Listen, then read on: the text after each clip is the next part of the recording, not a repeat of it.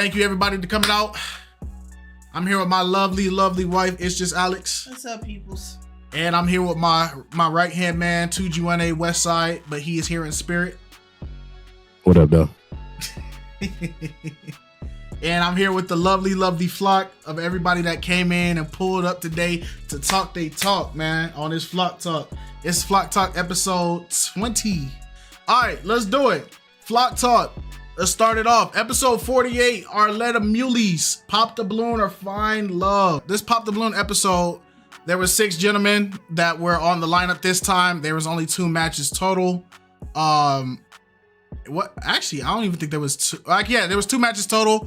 Homeboy in this brown vest was one of the people that got matched up, and Homeboy in the suit was actually one of them that got matched up. This gentleman right here was one of the most annoying gentlemen on the show. He got close to matching 2 times, and then every time he got up there to the end, he did something silly and popped the balloon. Homeboy right here in this white, he was clearly one of the guys that was trying the most. He was trying to actually get a match at some point. Even he got into an argument with the girl on the last one because he was trying to convince her. This dude right here, after they made one light-skinned comment for him, he was on a light-skinned vendetta, bro. Light-skinned lives matter was his thing the entire episode. He kept bringing it up. They be making me look so bad, bro. I already got to get harassed in the Discord, and then you put a camera in front of some of these niggas. All right. I am. Have you not seen me when I go outside? You are not that color. I could post a picture right now in our chat, and I'll be that light skin. I guarantee it. Lighting doesn't count. It's not lighting. It's outside. He is that. He is that light. He is that light. I can show you better than I can tell you. Look, let me get this. Hey, bro, flexing his light skinness, man. That's not even a flex. I be getting harassed for real. But yeah, go ahead. Light skin lives matter. Yup. Homeboy right here in this pink suit, purple, whatever. I'm colorblind. Buddy popped on majority of the females. He popped on about 80%. 80 to 90% of the episode he popped, and when he didn't hold his balloon, he was the first one to get popped. So essentially he really didn't say much this entire episode. He kept popping initial attraction. He didn't contribute much. The 2 that got matched, once they was gone, it was over, man. It was really over. But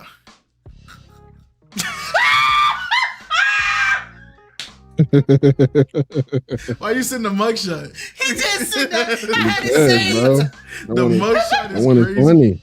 The mugshot is crazy. All right, so without further ado, I've done a lot of talking. Whatever you would consider that this is talking or whatever. How did you guys feel about this episode, Alex? How did you feel about this episode 48 of Pop the Balloon? I feel like you are all colorists. That's how I felt about this episode. Nah. Everybody's a colorist. This was just sad. It was despicable.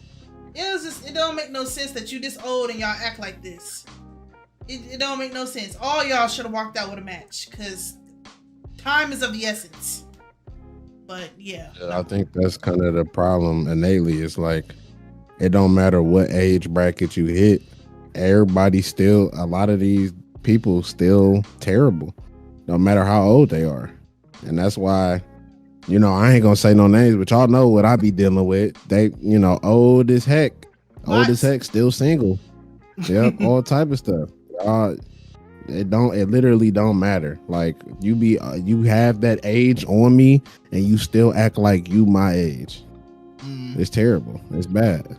No, that's a fact. So Vanessa said, "Hi everyone, good evening. I'm so happy you're all doing Flock Talk. I thought perhaps I missed it yesterday.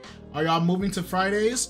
No. So yesterday, Alex was supposed to get her locks.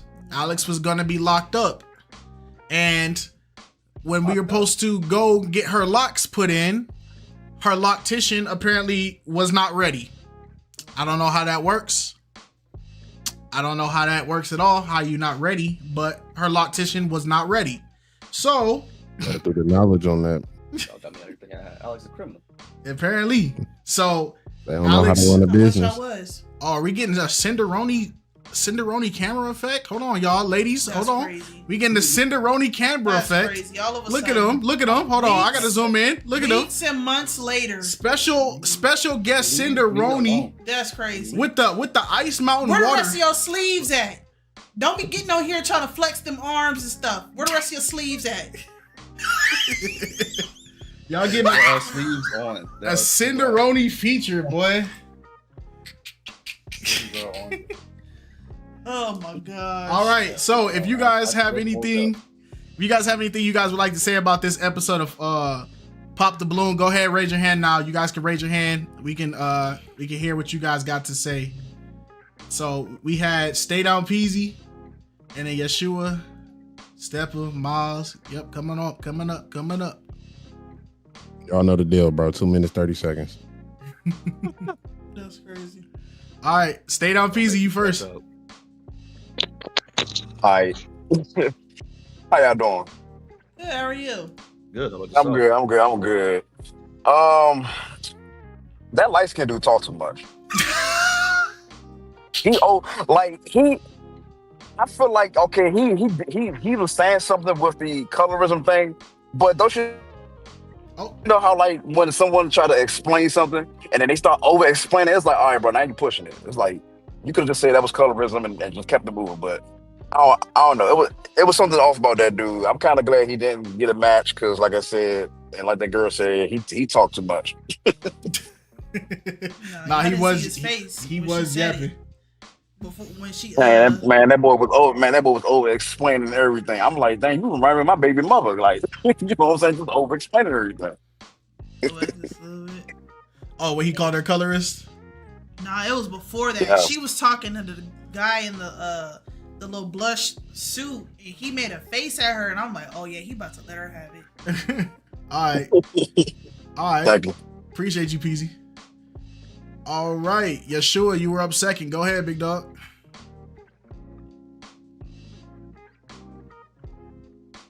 Hello, can you hear me? Yes, sir. Yes, sir.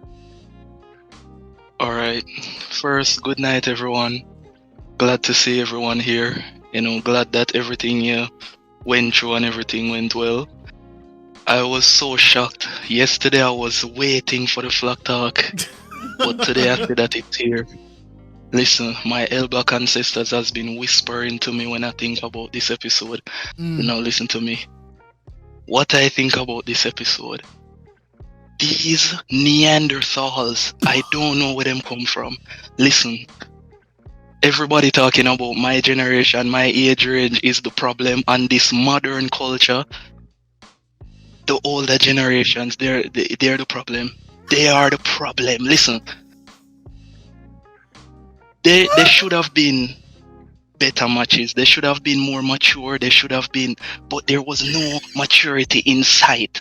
Listen, starting with that brother there in the brown. At first it seemed like him was good, but then him just fall apart like Lego. I don't know what happened. I want to see him leave. The second brother, oh my days. Why your ego so fragile? Listen to me. You're a man. Why is it that you remember the light skin thing for the whole episode? Every time the lady walk out, you see the man a wander and a ponder, and I think, oh, light skin, she like me, my light skin. I've had enough, brother. Get some confidence and get your ego fixed. The brother in the white. Where do I begin? Oh my days. Him seemed like him was a good person. It seemed like there was hope. But the longer him talk and the longer him stay, it was embarrassing. Embarrassing. Right. What? Look on his shoes, brother. Look at his shoes. Why him ruin the outfit with him shoes, brother? You know when painters are practiced on the canvas and they don't know what to do and they just flicking the brush from head to ankle, the fit is good, but the shoes. This brother, I'm so shocked that him even get match. How did he even get a match? Brother, what outfit him wear? I'm so convinced that people call themselves designer so they can get away with wearing terrible fits. Seriously. I don't know where him center style come from, but all him do a plug. This brother is another James Gourmet Pies. Him beat James Gourmet Pies. This brother with the white sweater. This brother with the white sweater. All right. If Mo could have just erased him out from him face, that would have been great. Listen, I hate him mannerism. I hate the way him look when him attack. It's like him have to chew him thoughts before him say it. Why him have to be doing him face like that, brother? Just talk. Stop the bag of long talking. This brother at the end, where him come from? Him shouldn't even be there. The man papa everybody. Him a look for anybody. Where him come for do? Just look pretty and muggle. What was the purpose of him being here? Seriously, him pop on every single body. Why? All right, boss. I gave you like 40 extra seconds. Yeah, 3:30. Yeshua crash out. It was trash. Hey, shout out to Yeshua, man. Shout out to Yeshua. Nah, Miles hopping on the cam killed me as soon as Joshua started. He hit the eye roll. I said, oh my gosh. Go ahead, Miles, man. Say what's on your mind, boss. Can y'all hear me? Yep, we Yeah. can. Yes, sir. Okay, how y'all doing? Yeah, I'm on the road right now. Remember I told y'all last week I had to go on the road, to go to work. So yeah, I'm in a comedy house right now. So Okay. I have so I don't know if y'all want to see what it looks like, but that's basically just a regular. Okay. I don't know if y'all can see it or not. Yes, this is one of the comedy sir. houses. Yeah, I'm sitting on one of the couches where the groupies come at, but I don't have that. Now, when your girl come through the door. No. I'm actually going to be in Chicago. I'm doing Detroit, and I'm doing Ohio all this week, and then going back to New York on Monday. So that's the game. All But right. the Pop the Balloon this week was pretty. I didn't like it. The only thing I didn't like, for the most part, I think they got to switch out the application process to really find out who's really there for love or who's there to start stuff, because it's just hard to find the right people who really are genuinely there to find real love. I think people don't really know what they're looking for as usual. They don't know what to be attracted by. Yeah. There was some interesting people that could have easily left with some matches. But I'll tell you one thing that I don't like though. I think there's something to be said about that last guy at the end. And he just kept popping for no reason. I think they really got to stop. They got to reevaluate these Africans that come on. I don't know if he was African or Jamaican, but I've been watching this now for a while, and it seems like all the African people, they do the same thing. They just always popping for no reason. It's like they don't even like. There was a African woman who came on a while back who just kept popping for no reason, and I'm like, maybe something. Like, what are they looking for? Because they all just got like Dr. Dez, same thing. Like they just all just got something in them that just don't like maybe African Americans or something like that. I don't know what it is, but they just be popping for no reason. I mean, have y'all noticed that? Am I the only one that see that? No, you're not wrong, because it is a thing. There was that African lady that had the bob, and she wore like the green dress. She literally popped on everybody through the whole show, and she didn't have any input. Like, she just popped, and then they're not my type, but then like we never knew what exactly was her type. She just popped on everybody. Yeah, so that's true. It might be something there. Maybe it could be coincidence, but I think it's something there to be investigated about, because I think the Africans, maybe if you full African and there's a bunch of African Americans, maybe they need to start coming on the show. Maybe they just need to just stop coming, because it's just not working. If I could chip in 2 cents, there is a little bit of a condescending factor. Like, I'm not gonna say all of them do, but some Africans do think they're better than African Americans, and so there's that to consider as well. Where my African representation at, man? Defend yourselves. Your African representation is currently playing Assassin's Creed Shadows. That's crazy. Yeah, so I'm gonna be online, checking out the show. I don't get on stage until 2 more hours, so I'll be I'll be tuning in, jumping in as well. So yeah, that's it.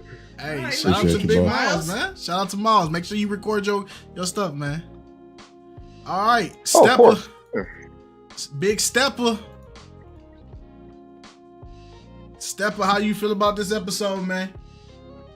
I guess the rest of the contents were just more of a how you say it? very much mature, but the guy in the purple blazer didn't really knew what he wanted. He basically just came on the show just to be undecided. Didn't know what he wanted, just wasted everybody's time. But other than that, I guess the show kind of gave a little bit mature a little bit. Okay. Except for the woman from Indiana who had comment about the light skin. Yeah. Okay. Except for that though. They saying But her accent was fake. Y'all think it was fake? We could talk about it. No. We could talk about her segment. Listen, That's her real accent? the Midwest talk like that, yeah. Okay. I mean, a few people from Detroit talk like that. I hear people from Chicago talk like that, so it wasn't fake. You ain't seen the episode, Wes, so you can't. Yeah. How you gonna comment? Shut up and watch your basketball game. Word. That's exactly why I kind of like jerked my head for a second. I was like, I don't even know what he's talking about. So. Yeah. We're gonna find out if man, that's accurate. Y'all be so ready. I'm Y'all be find out so if that's ready. accurate. You Detroiters be ready to fight, and y'all don't even be hearing the conversation, man. Let me see what she's talking about. I had to think about it. My bad. All right, Stepper. Yeah. I appreciate you. We got Jules. Jules joined a little late. Jules, go ahead, man. And then we can go to Miss Accent. Even though she was from what was she from? Indiana. She was from Indiana, man. All right, go ahead, Jules. I feel like this episode was low-key kind of cooked. The only person from the lineup that I actually kind of revived with was the dude that has his like full fashion line thing. I feel like out of all the contestants, he was the only one there that was actually looking for something, like something serious. Okay. Yeah, that's really about it. Okay. Shout out to Jules. All right, let's get to it then. Since she's the first person to come up, let's meet Miss Indiana. Our next single lady. Hello, welcome in. What's your name? My name is Anya. Anya, how old are you? I am 35. And what do you do? I am a construction project manager. Oh, okay. Now, what are some things you like to do for fun? I like to hike. I love to read. I saw like to Cinder's journal, and I face. like to spend a lot of time with kids. Nice. And how many kids do you have? I have two. A Two. 13-year-old son and an 8-year-old daughter. Okay. And now, what do you look for in a man? Honesty. Genuineness. I look for somebody to be themselves. Yes. Nothing that's over the top, just simple pleasures. Okay. And what are some of your deal breakers? A liar. I do not like a liar. Okay. I would just say that's honestly the only thing. I feel like that a lot of things can actually just be worked out through time, but you'll know instantly if that person is for you or not. Right. Okay. Cool.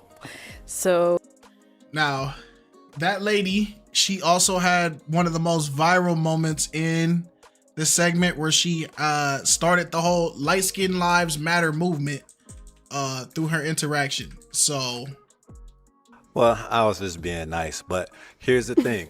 You made a comment earlier. Yes, You said you don't do light skin brothers. Absolutely. Right. So I'm light skinned. Yes, you are. I got a daughter. She's light skinned. And on behalf of light skinned brothers everywhere, I'm apologizing.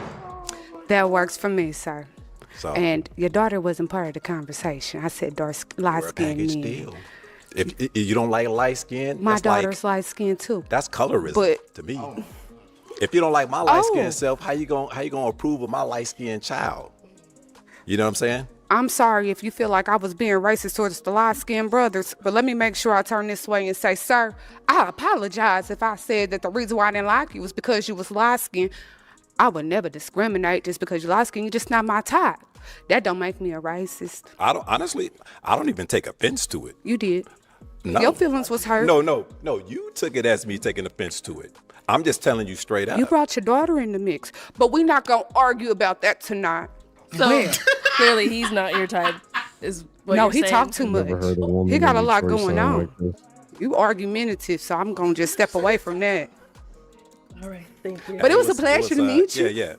Absolutely. You say you're from Indiana. Yes, I sir. like your accent. Thank you. I have family in Indiana, in Gary, Indiana. And that's why I'm gonna stop because Buddy started yapping, bro. Buddy started She walked all over yapping. him. Yeah. Hey, she walked all over him. How you feel, Sin? Bro was tripping. Bro was tripping. I don't know what Wouldn't was let wrong that with happen him. to me though. We're not gonna talk about that tonight. It was childish to even respond like that. Like, what's wrong with you? Are you all right, bro? All But right. she handled that right. She handled that the right way. So Okay. West, as a light skin, did you feel offended that she said she don't date light skins? You want to know what's crazy about that? I'm glad you asked me that question.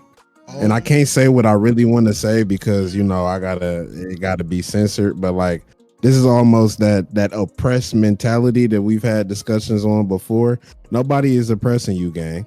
Like light skin Negroes, we up right now, and we're really good in the hood. Like, let's be for real.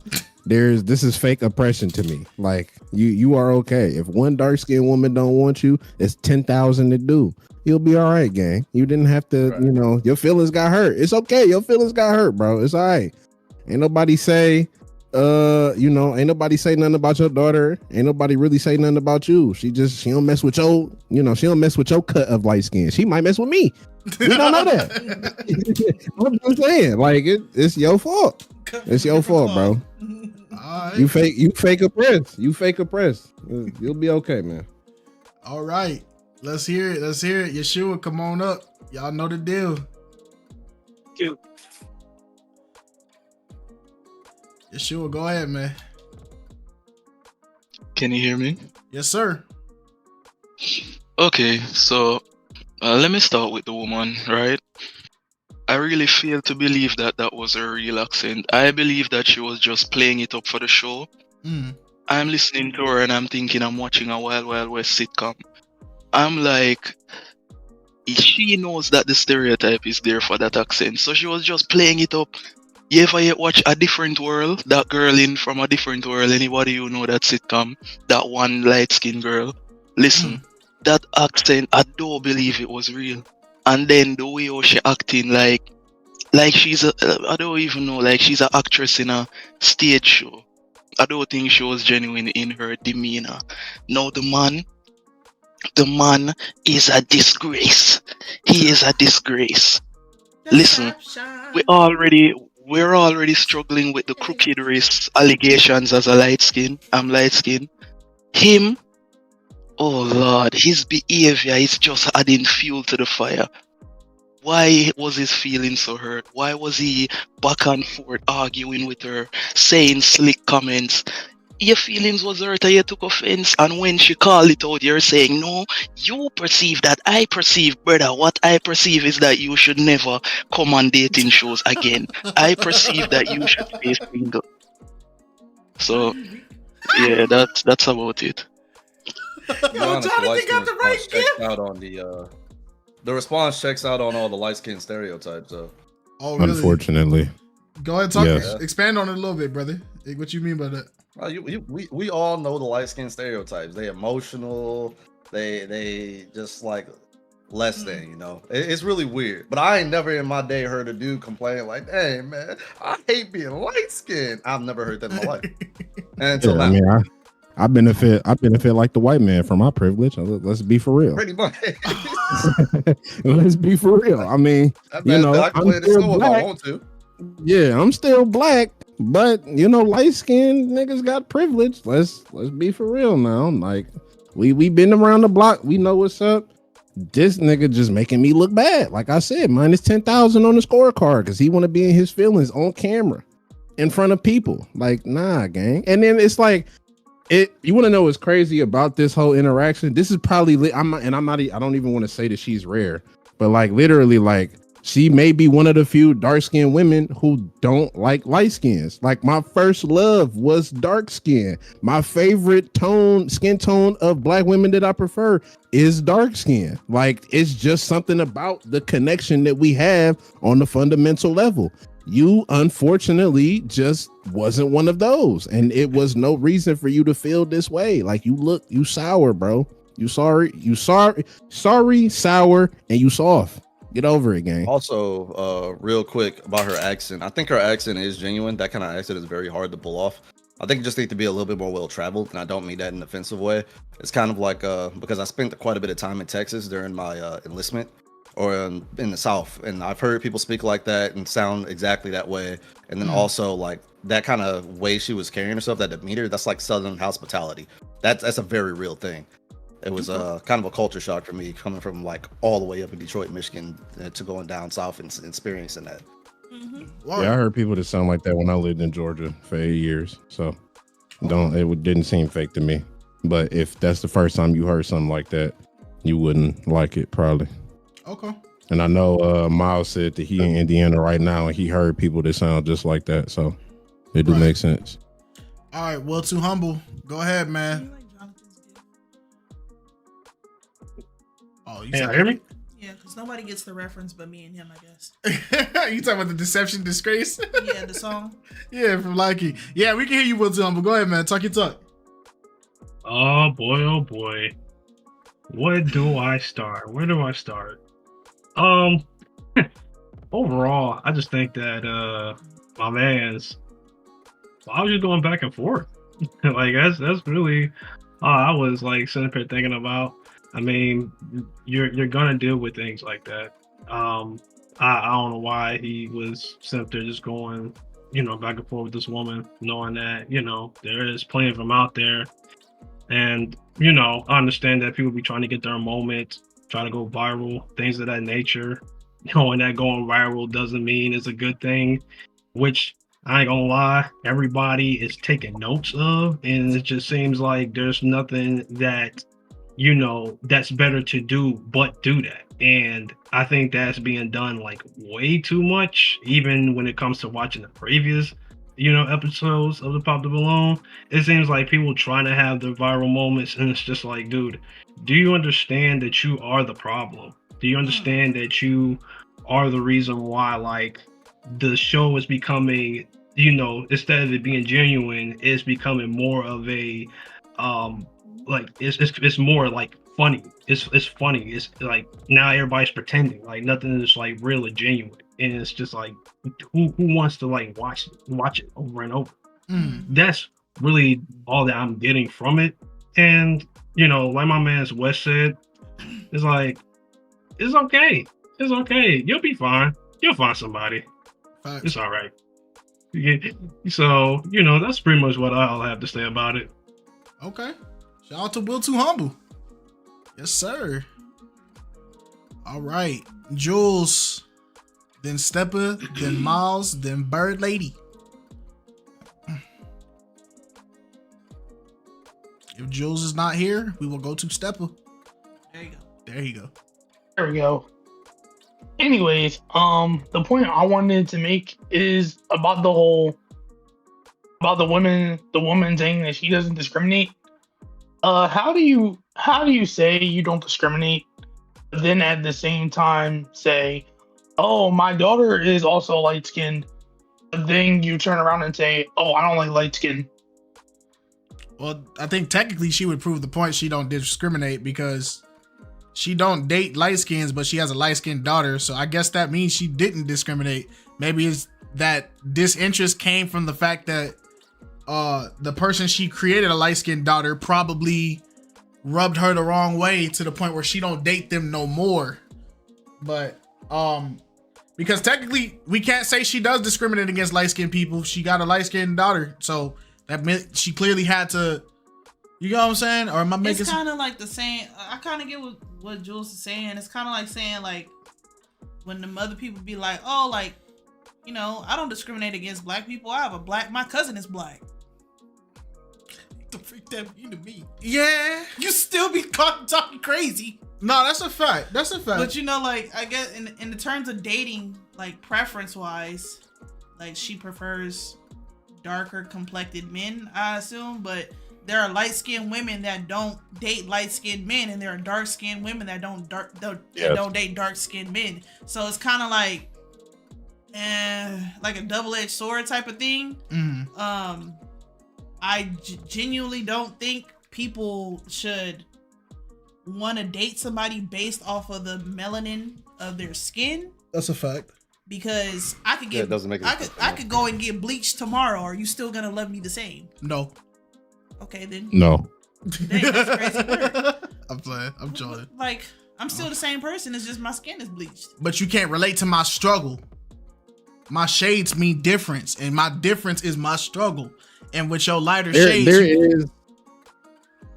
I was gonna say, like, there is a discussion that can be had about like relating to struggle, but once we get to that discussion, that partner in like particular is no longer like black. Like if you were any shade of melanin, you know, cool. But like if somebody makes the argument like I got a white girlfriend or I have a white husband or whatever, there is some fundamental level of you not being able to relate to my struggle because of the upbringings that we had. You can be informed about my struggle, but there are certain things that you'll never be able to relate to. And I think that's just like when you get interracial relationships, period. They probably depending on now. like They who's get who. discriminated against too.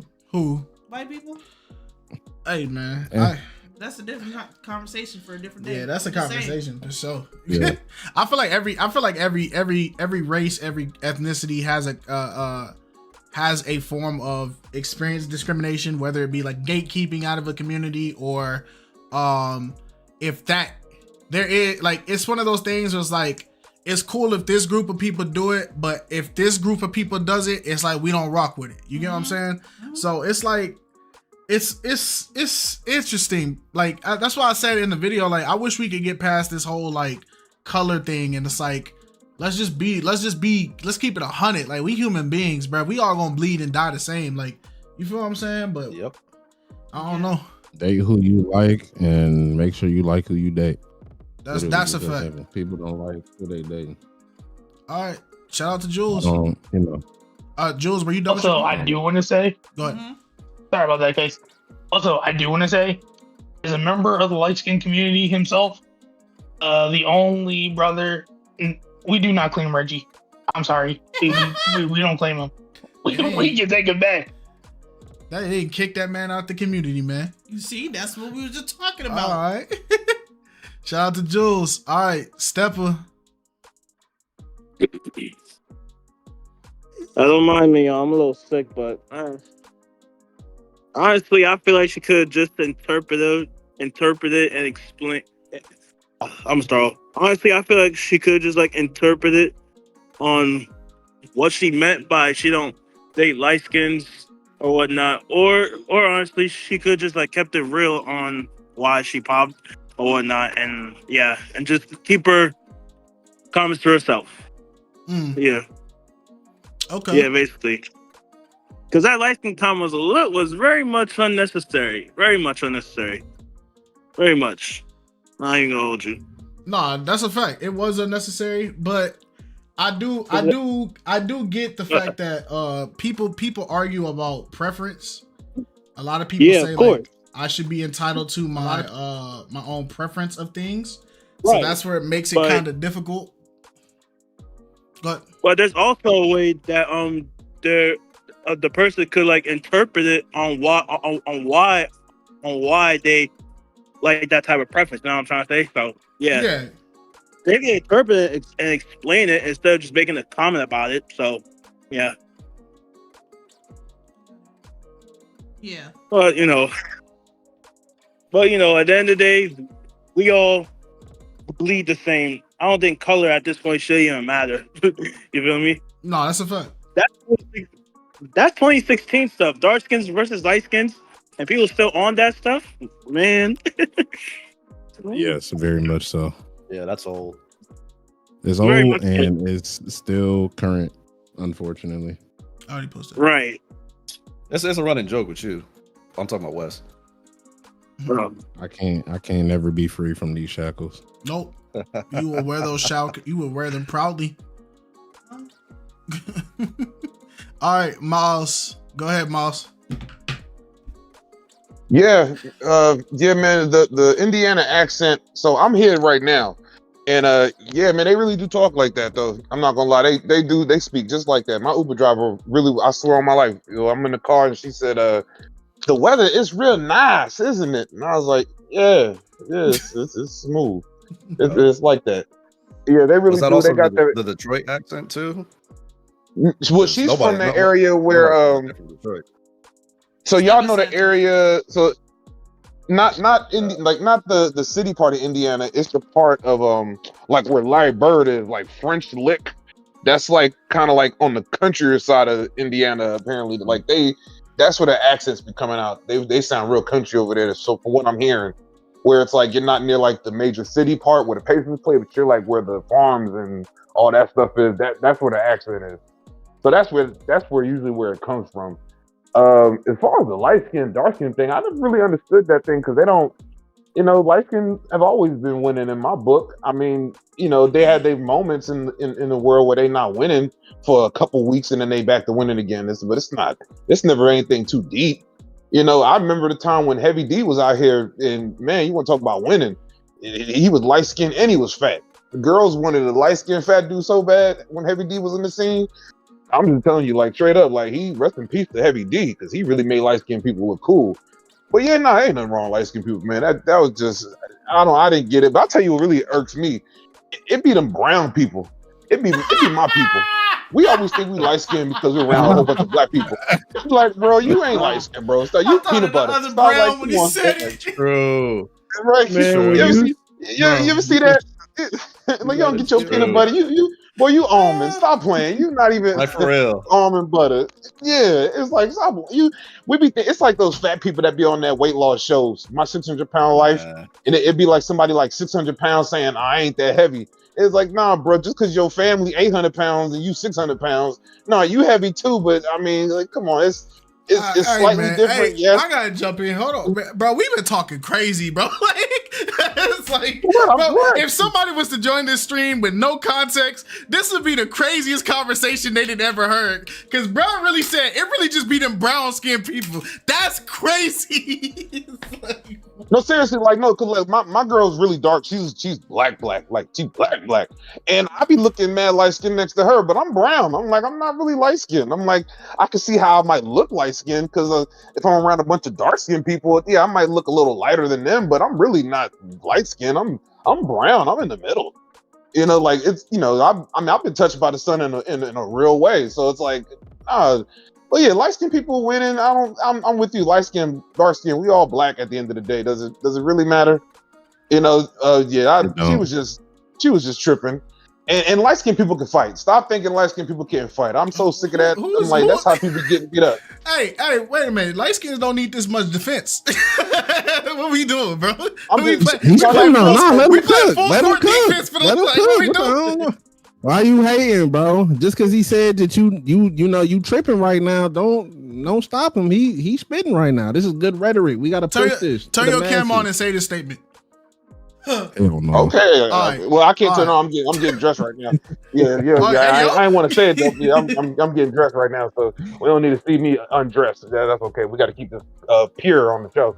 But light skins can fight. That's not, and they don't all age bad either. That's another thing too. That's another reason why a lot of light skinned people they feel like they be losing in the world because sometimes light skinned people do kind of age wrong, but sometimes they age well. Like I'm just being real. A lot of light skinned people they don't age well. The opposite side be working against y'all sometimes. I'm just letting you know. Sometimes the opposite side be working against y'all, and it don't look good. Face get a little wrinkly like that girl. You guys age like fruit. It just sometimes it don't work out for every light skinned person, but. Some light skinned people lucky they can age well. I noticed that West ain't said 2 minutes yet. No, that's crazy, bro. That's bro. That sounds like privilege. That sounds like privilege, people bro. Who've been going over their time, bro. Nah, because when my goat Yeshua was doing his rant, you cut him up 30 seconds. Hey. Bro, he was at 3 minutes and 40 seconds. Miles is at 3 minutes flat right now. I apologize. I gotta save my voice. I gotta save my voice anyway.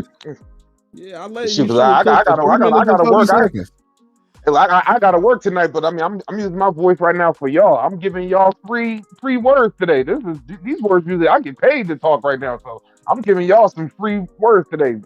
I did have something to say about like my sister because she's white, but I ain't got the time number because my time, I gotta cut my time. But when y'all talked about the colorism part, I do have a white sister that my mom adopted when I was 10. She was 11, and we went through a lot of that colorism stuff too, dealing with a white sister as my sister, as a family member. So there's a lot of stuff I could go in though, but I don't think we have time for that today. But maybe one day I'll bring it up. Okay. All right, shout out to Miles. Appreciate you, gang. Bro, why we posting all these? What's up with all these light skins in here, bro? Like, what's up? Like, I don't know. That ain't got nothing to do with me, bro. I ain't posted one yet. All right, Bird Lady, we ain't heard from you in a minute. Go ahead, Bird Lady. Talk your talk. How y'all doing? How y'all doing? What up, though? Hello. I don't have much to say. I just want to say two things. Number one, don't miss your blessing with the dark skin, light skin thing, because I'm dark skin. My husband is other. So we can't tell him he ain't always black. We can't tell him, but he other. But the accent, I believe that it's real, because sometimes I talk that way just being in Georgia. Sometimes I talk that way when I'm around my family, just because we get to start talking really fast. We don't say like back, we say bite. We don't say, hike, we say hack, but because of my job, I learned how to slow myself down when I'm talking. And it's kind of like a Jamaican, when they're around other Jamaicans, their patois comes out. And so when I'm around my family, that really down south Georgia talk comes out, and my family sounds like her. Sound just like her. And sometimes when I get excited, when I'm talking to clients on the phone and I'm talking really fast, it's like, hold on, what did you just? And that's how I know that my accent came out. But I just trained myself over the years to talk slower and enunciate really well. I can't get rid of it all the way, but I can slow it down where it's not as, bad as it usually is. So that's all I understand. Love y'all, miss y'all, and I will be in the background. I want a chicken. I told you I got over 200. I got you. Just let me know when y'all come to Georgia. Can you put it in a UPS box? And No, I get locked up. What's wrong with you endangering the chicken, Peter? I need a chicken that wear Nikes. You actually can ship them, but you have to have a special license, and I think you can't ship them to like California, Connecticut, Rhode Island. In certain states, you cannot ship live animals into, because you guys already are invasive with a lot of the animals. I think like the Amazon parrot is invasive down there. Muscovies are invasive down there. So California is a little strict about shipping in live animals. Yeah, this is whack. All right, appreciate you, Bird Lady. Hopefully you got more to say. Bye. Meanwhile, this man, mute your mic, man. Squaw, and then we got Squaw, Eric, Poetical, then Malaya. My fault. I didn't butcher that lady name. Yeah, because bro, I'm telling you, I didn't butcher that name, man. Forgive me. I'm about to blame it on Wes, but I don't know. He over here. Hey, man, mute your mic, you thug. All right, go ahead, Squaw. Hey, everybody, how y'all doing? You doing great? How are you? Hey, doing pretty good. I want to talk about the whole colorism thing outside of the pop the balloon. Coming from someone who had to deal with this nonsense, like right within my family, not outside of the household per se. I am the only child of my mom and dad together. That my father has other children previously from previous relationships, and so did my mom. Oh, me too. So Me too. I have siblings, but for real? Yeah. So it's but it's like I'm a different complexion from everyone else on my mom's side of the family. Okay, so everyone on my mom's side are dark or brown skin. And growing up, from the time I could remember, even as a little girl, I remember being called high yellow or pasty or, things of that nature. And it was supposed to be just jokes or terms of endearment. But I guess they just didn't realize how it really affected me. My grandmother was a dark skin lady, beautiful lady. But even she, I mean, I guess it was more or less how she was raised as well. Being in Maryland, we are considered a southern state, but not really, but I don't know. But anyway, she every time she was a seamstress, so every time she would like sew clothes and stuff for me, she'd be like, "Oh, I'm making clothes for my little doll baby, she's so light skinned, and oh, you can wear any color, you should be glad you're light skinned, you can wear any color, when you get older you can wear red lipstick and pink lipstick." And I'm like, that stuff kind of stuck with me. Now as an adult, I can honestly say, no, I cannot wear every color. I dare not walk around with red lipstick or pink lipstick. I'm not a Barbie. But it's just the things that people, especially in the Black community, it's what you're taught. It's what you're taught, and then you live to believe that crap. But I kind of feel like what the lady on Pop the Balloon, what she was saying, I don't think she was being racist or colorist. I take it as being that I dealt with the stuff. I take it as that was just her preference. Because I look at it this way. When I was younger, I used to have crushes on little white boys. Blonde-haired, blue-eyed white boys. One in particular. But anyway, somebody like Luke Duke from the Dukes of Hazzard or something, that type of blonde hair, blue eye. And then I got to high school, and then it changed to like light skinned guys like Freedom Williams from CSC Music Factory, or stop laughing at me, son. Anyway, got my kids laughing at me, stuff like that. And then as I got even older, I got into the chocolate what I got now. Got my little milk done. What? But things change. And it's not like, even though I used to like them blonde haired, blue eyed back in the day, I probably wouldn't look twice now. But that doesn't mean that if I wasn't married, that doesn't mean that if somebody tried to talk to me and I like what they were saying, that I wouldn't give them the time of day. It's just that I wouldn't look twice. So do that make sense? I don't know. I was trying to make it make sense. I wouldn't go out looking for nothing like that. It makes 100% sense. It's a lot of times there's things that we can say that if we got into a relationship with like this type of person, we would try to make it work, but I wouldn't actively like, if that's not the thing, if there's other options, that's not the first thing I'm going for. Just because you can make it work don't mean it's what you want to make work. I get what you're saying. Right. Exactly. Yeah. Okay. Shout out to Squaw. Yeah. Okay. Shout out to Squaw Princess. Appreciate you.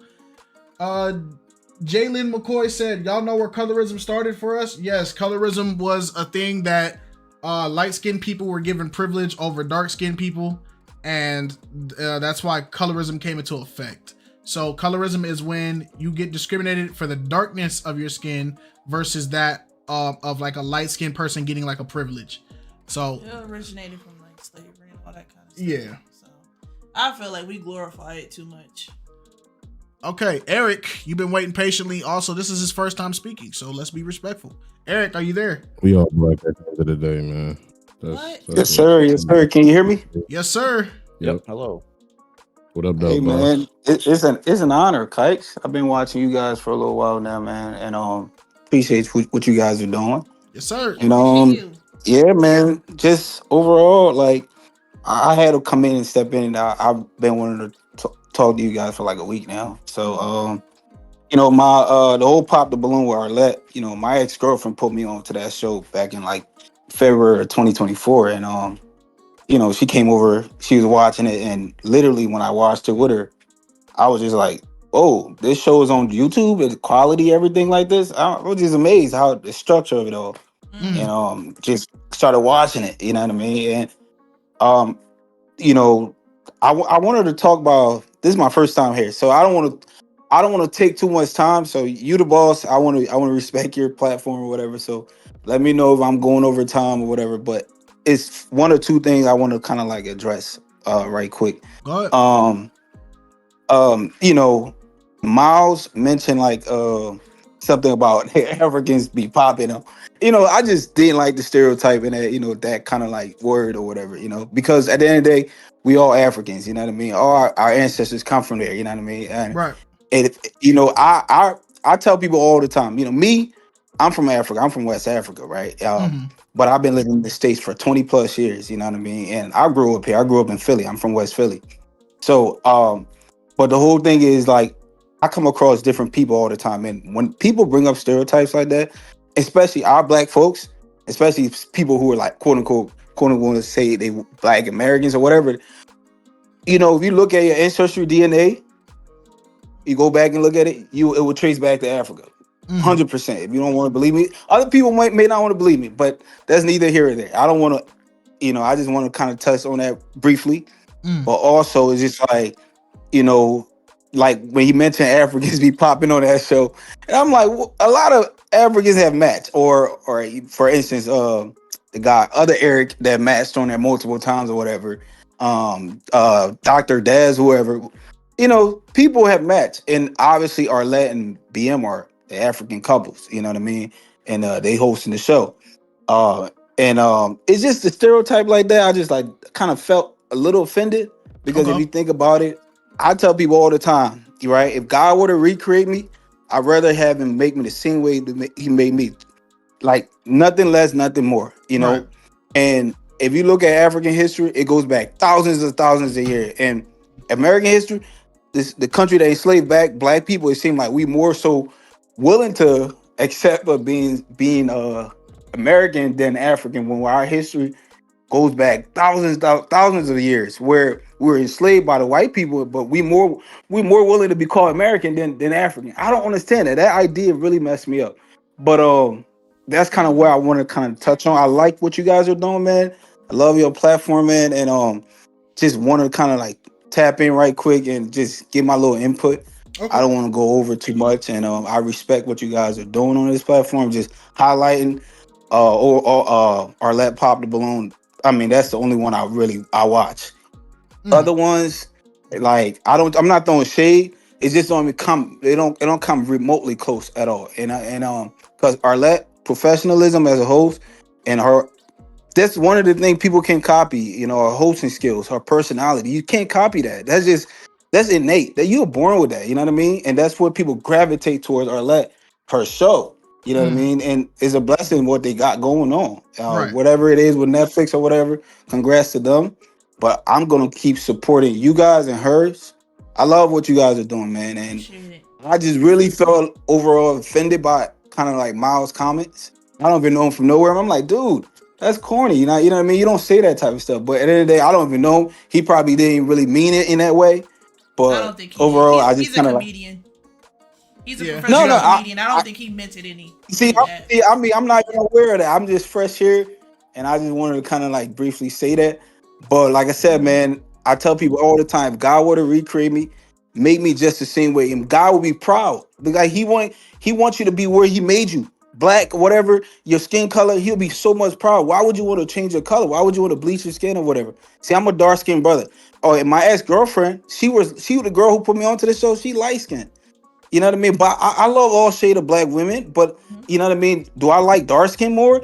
Maybe so. You know what I mean? But it's just about your character, your love for God, and you know what I mean, your values and your beliefs. That's what really, really matters. I love black women. I'm all for black love. You know what I mean? But I'm not gonna like hate on light skinned women when they fit everything I'm looking for. If you're a light skinned woman, you got everything I'm looking for. I'm not tripping. If you ain't got no kids, I'm not tripping. But if you got kids, I ain't got no kids, so I can't really go that route. But anyways, I kind of want to say that quickly. I hope I ain't go over time, just out of respect You did, for you bro, guys. but it is what it is, man.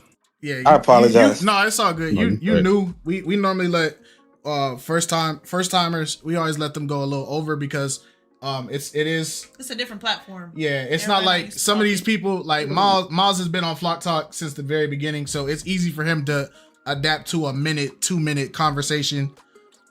With the newer people, I know that a lot of them are just, it's kind of like you're trying to get your thoughts out. Yeah, so that's why it's all good, man. You ain't gotta apologize. You were straight. You straight. Yeah. Hopefully that this encourages you to come up here more. The Discord is always open. Flock Talks are always open for people to join. So at the end of the day, just remember that everything that is said here, people are gonna they're gonna say things that is opinion based. So we got to remember that everybody's susceptible to having a different opinion. But I'm sure that Miles is up here, but I'm sure he didn't mean it in an offensive way. But I do understand how it kind of came off.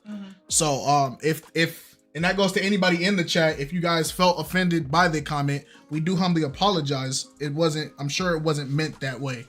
But shout out to you, Eric, man. I appreciate you, man. All right, Miles. Wait, Poetical. I'm gonna do Poetical because Poetical been sitting up here. Go ahead, Poetical. What's up to y'all guys? Hello to everybody. First thing I want to ask is there like a direct question on this colorism, like in the topic, or are we just kind of like talking about it?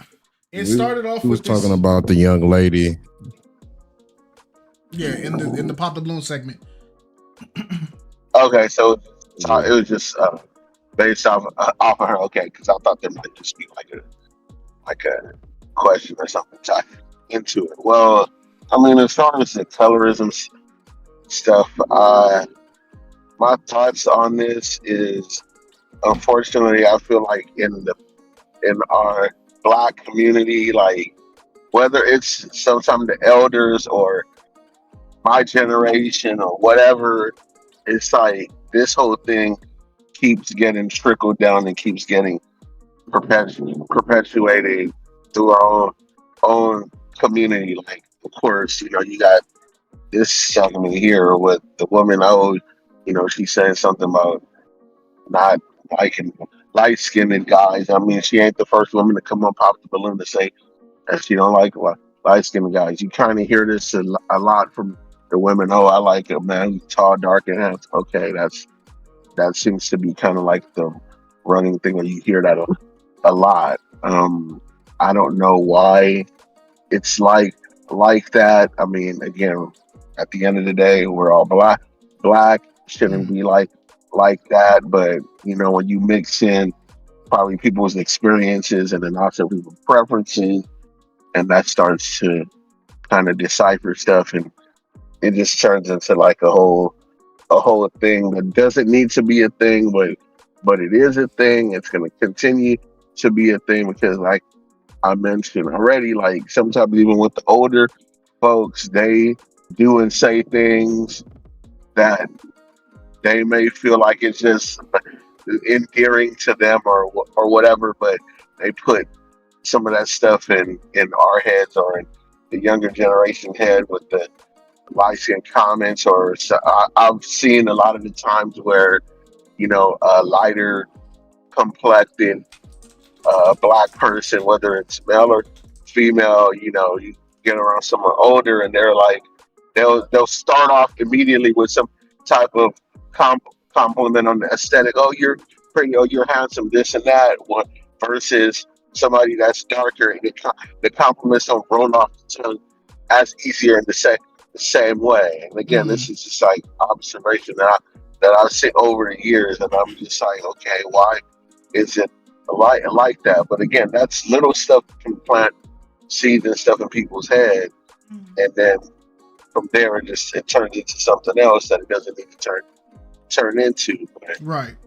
We got a lot of many things that we need to work on. This is probably one of quite a few things, and it needs to stop. And I hope that for the generations to come, that they kind of like start getting away from all this nonsense that just kind of keeps us divided.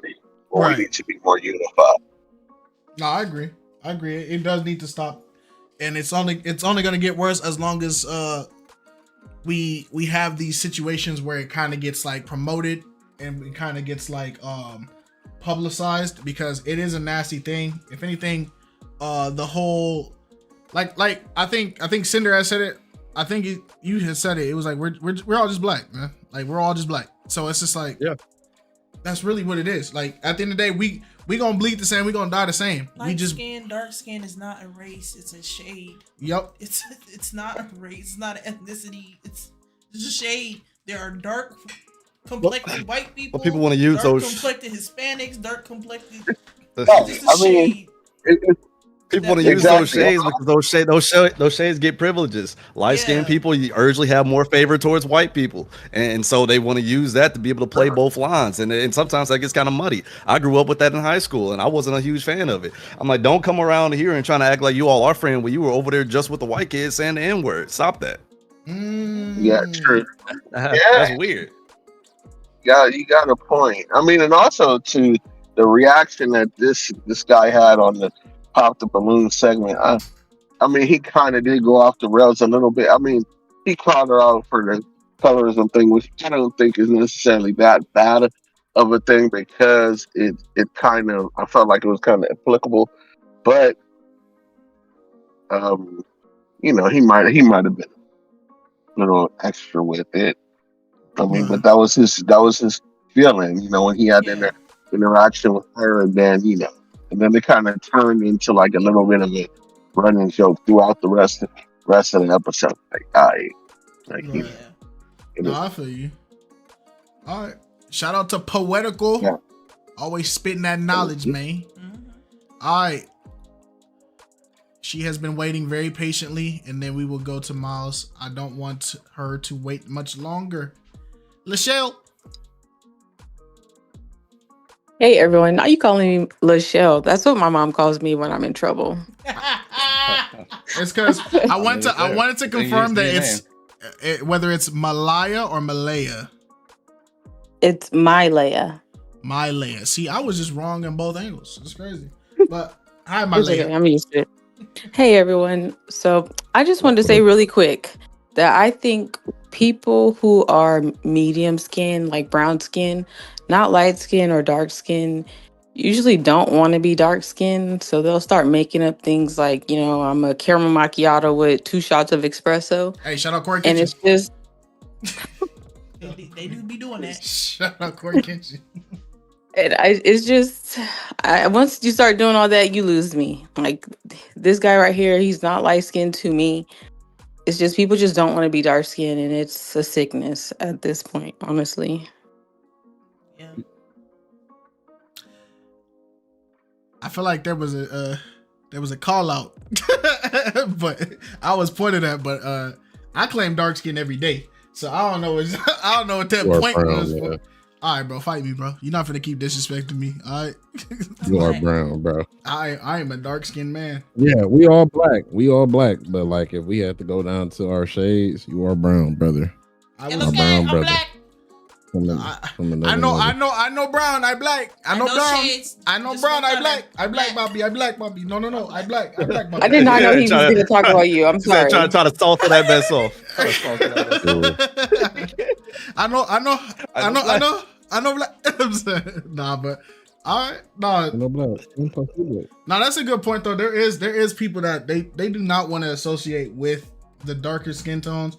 One thing I used to hate when I was in sports actively in high school, it's California, so I was like 4 shades darker than what I am now.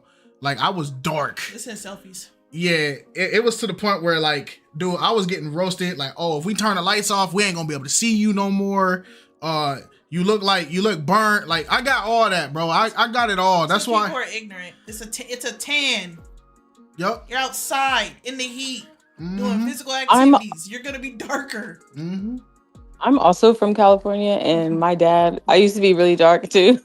Yeah. And my dad would be like, you need to stay out the sun because it's getting out of hand now. But you can't. The sun 104, and people don't understand about Cali, bro. Our sun, I don't know what it is about Cali. I swear our sun sits in the air for at least 16 hours. It don't make sense. It just sits there. And it's like, bro, like 2 o'clock, it's still there. 4:30, it's still there.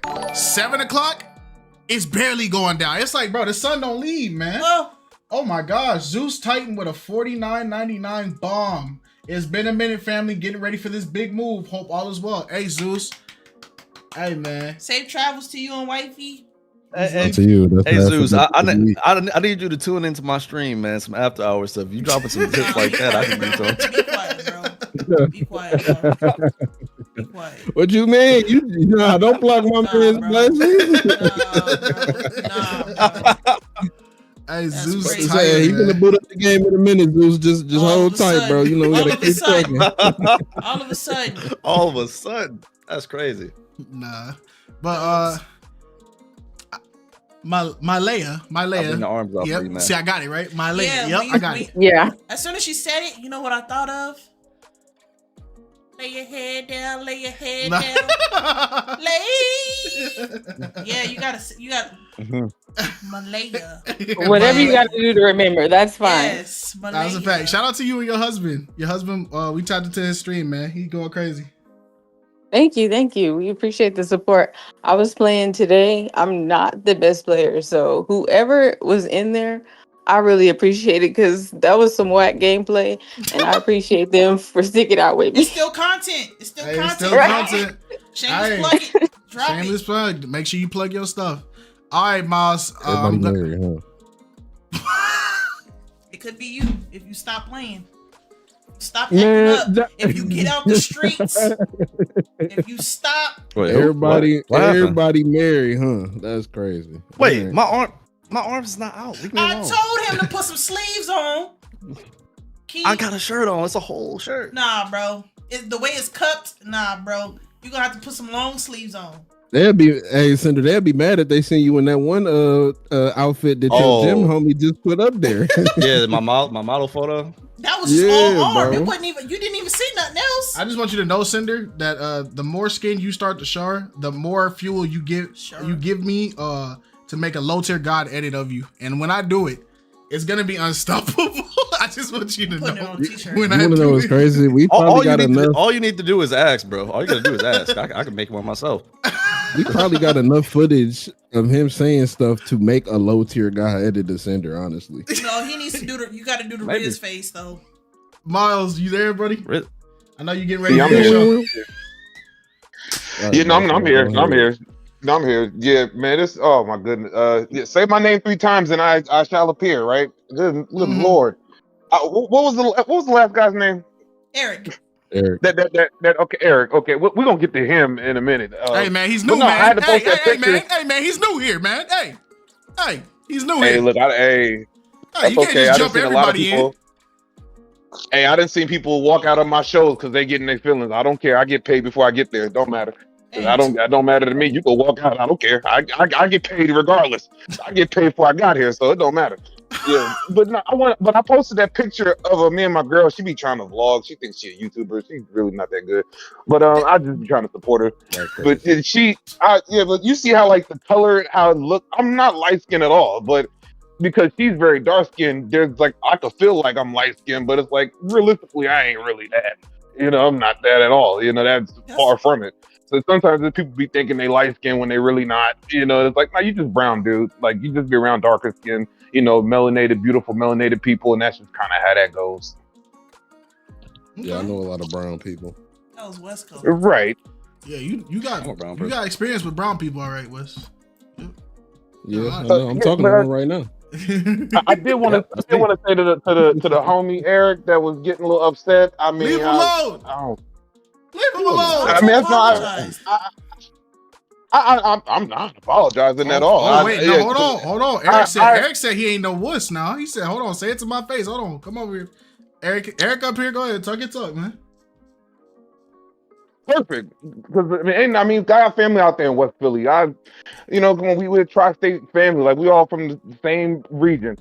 I didn't say nothing bad about the whole African experience. All I was pointing out was the truth. I was pointing out there is a little disconnect when it comes to the pop the balloon aspect of actual Africans, and when they see African Americans, especially on the show in that environment, they tend to kind of thumb their nose up a little bit with just saying, "Oh, you ain't my type. You ain't my type." And let's not front here act like that's not a real thing in the real world. It does happen. Obviously, it's not every African. Got a lot of African friends. We all know what it is. We all from the same region. We understand that. We get it. I'm pointing out the obvious, and it's not our fault. We didn't do it. We know the media set it up for us to go back and forth and all that stuff. But the truth is though, there is a slight disconnect, and particularly with the older generation, because you see a lot of the older Africans turn their nose up, tell the kids don't even be messing with them African Americans because they lazy and all this other stuff, and then it's the kids that actually say, nah, grandpa, we're gonna do something different. We're gonna do something different. And then you see Africans and you see a lot of Americans together, hanging out. We don't believe in none of that. But the older generation set in their ways, like my grandmother, who's light skinned, who thinks she better than dark skinned people. She thinks she better than Africans. She don't even want to go to Africa. She's like, why? Like this is how ignorant and arrogant she is. So yeah, but if I may say anything that have offended you, I want you to honestly know from the bottom of my heart, as a black person, I do apologize. Granted, I don't care, but I just want you to know that I do apologize for the sake of solidarity. But again, it don't matter. You know, if you got a problem with it, go see Dr. Phil or the Dr. Umar or something like that. I don't. Not the Prince of Pan-Africanism. How you apologizing Yeah, go see see somebody Farrakhan or something like that. Get a bean pie and relax. You know, if you don't want to snicker, relax with a bean pie or something like that. But it wasn't that deep. But it's your first time though, and you know it must have rubbed you the wrong way. But it's all good. Eric? It's all good over here. We all good. I like all black folks. Eric, your turn. Don't take the bait. Yes, sir. Brother, you ain't rubbed me the wrong way at all, man. Trust me. Like you mentioned, I'm from Philly, man. I've heard it all. Thick skin, all that. You know what I mean? I've been around all kinds of people. So nothing you said rubbed me. And I just don't like, I like to dispel the stereotype. I like to, bring, knowledge and enlighten people instead of having all the stereotypes. Like you mentioned on Pop the Balloon, the lady that's actually engaged to Mike, she's actually African. She's Nigerian, right? So you mentioned like, oh, Africans be rubbing their noses up at. That's not true, brother. I've been here, for 20 plus years. You know what I mean? I'm 28. I came to the States when I was 6 years old. You know what I mean? I started first grade. I remember going to school, like a kid came up to me, oh, you African? I'm like, oh, you African too, brother? He's like, no, I'm African American. I'm like, what? Did you just hear what you just said? Like, you rather be American than African. That's the saddest thing to me because this country enslaved our people. Why we? I don't get that. You know what I mean? But at the end of the day, it is what it is. That's a conversation for another day. I don't know you from nowhere. Why would I be offended by what you said? I don't know you. You know what I mean? I was just trying to dispel the stereotype. I don't like stereotypes, and I don't like making people feel as though generalizing everybody. I grew up around everybody. My family got a restaurant, and I worked there. We have all kinds of people come in there. You know what I mean? When people become ignorant, that's when I step up. I say, "Hey, don't say that now." You know what I mean? Just out of respect for our family here, don't say that. We just try to, acknowledge things before it gets worse. You know what I mean? But I don't know you, brother. You know what I mean? If anything, you a brother from another mother or brother in Christ. I like to say that. You know what I mean? But this whole thing that I mentioned, it was nothing against you. But I'm not gonna let you make me feel like I'm a soft dude just because you thought I felt offended. I didn't. But I like what you guys are doing, man. KiteZz, you know what I mean? This whole Pop the Balloon thing and this Discord, I really wanted to join, man. It's a blessing. It's an honor to be talking to you guys, and you guys are doing great things. And overall, that's all I got to say. Okay. For clarity purposes, when people say African American, I think they're just meaning like they were American born. They're an American citizen. It's not necessarily that they're claiming the whole American title. It's like I've never been to the motherland of Africa, so I wouldn't say I'm just purely African. I am African American because I was born here. I've never been or I don't know anything about. Like, hey, people try to do the like ancestry thing and all that kind of stuff, but hey, man, I'm not there. Like, that's why the Africans in the front part, because I'm not denying I'm African. That's why I'm adding African American, because I could just say I'm an American. Simple as that. Because America is a melting pot, but I'm still claiming that African heritage with the African part. Yeah.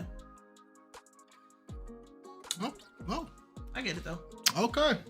Well, no sugar. We got time for one more topic. Who has a final topic for the night? Let's see. If nobody gobble. What was in the vlog topics?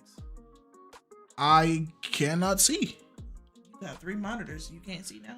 Bro, this You know what? It's really black people. Like, it's just like let's talk about it, man. When are we gonna start putting some? All right. What? Nah, we good.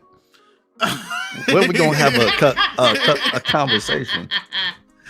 That's crazy. When we gonna start talking? I don't know, man. Marvin Sapp. Oh, the Marvin Sapp thing. I kind of don't want to talk about it because we were gonna do a video about it, but I guess we can talk about it. Okay. There's. No, we can talk about the Marvin Sapp thing for all our people who pay attention to the chat now. As you guys know, Reverend Deacon Pastor Bishop Marvin Sapp, Mr. Never would have made it. Yes, him. He's under fire right now because he allegedly told his ushers to close the doors of the church to raise an offering of $40,000, and now people are upset with him. Close the doors. Close the doors. Close the doors. We all gonna leave together.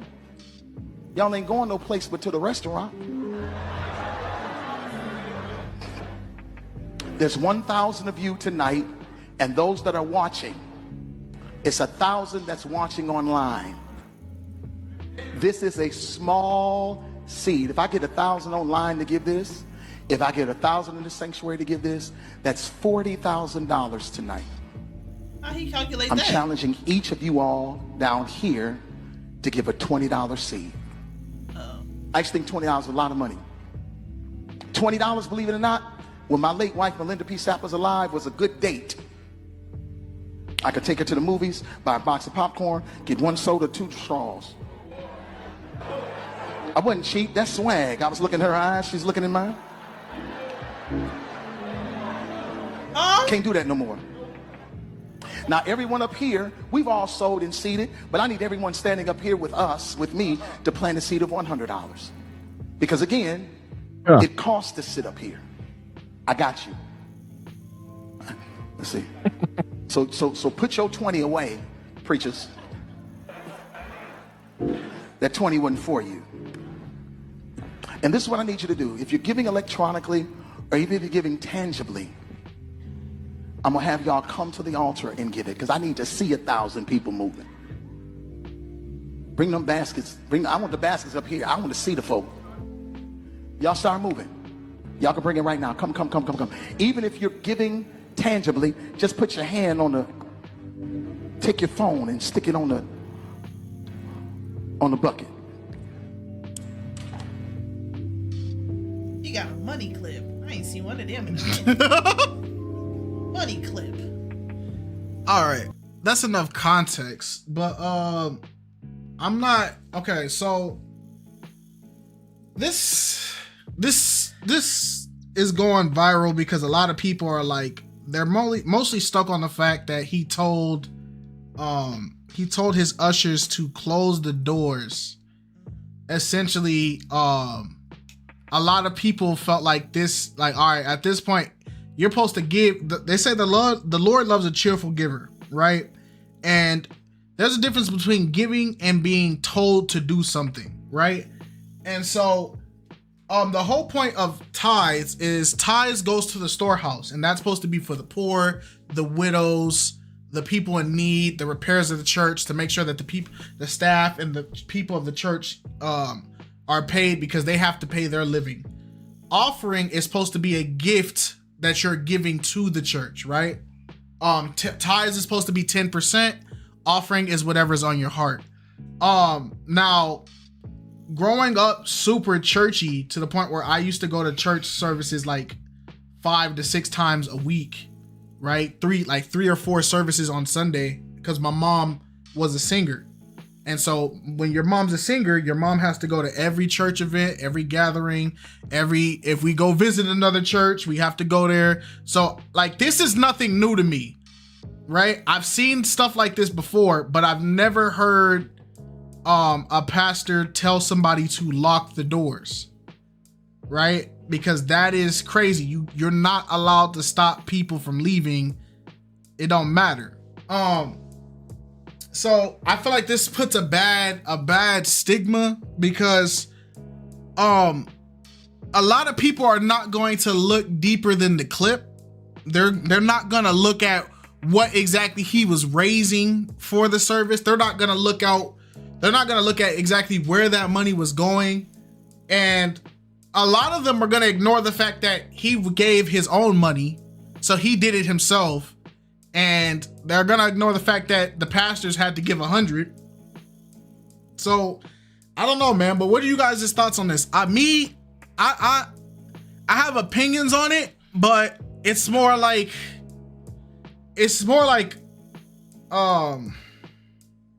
because I'm used to it. It's kind of like I ain't really got like too much against it. I just think locking the doors is crazy. That's crazy, man. But he did release a statement. If I can find it, hold on, let me go over here. If I can find it on the Shade Room, he did release a statement about his little escapade.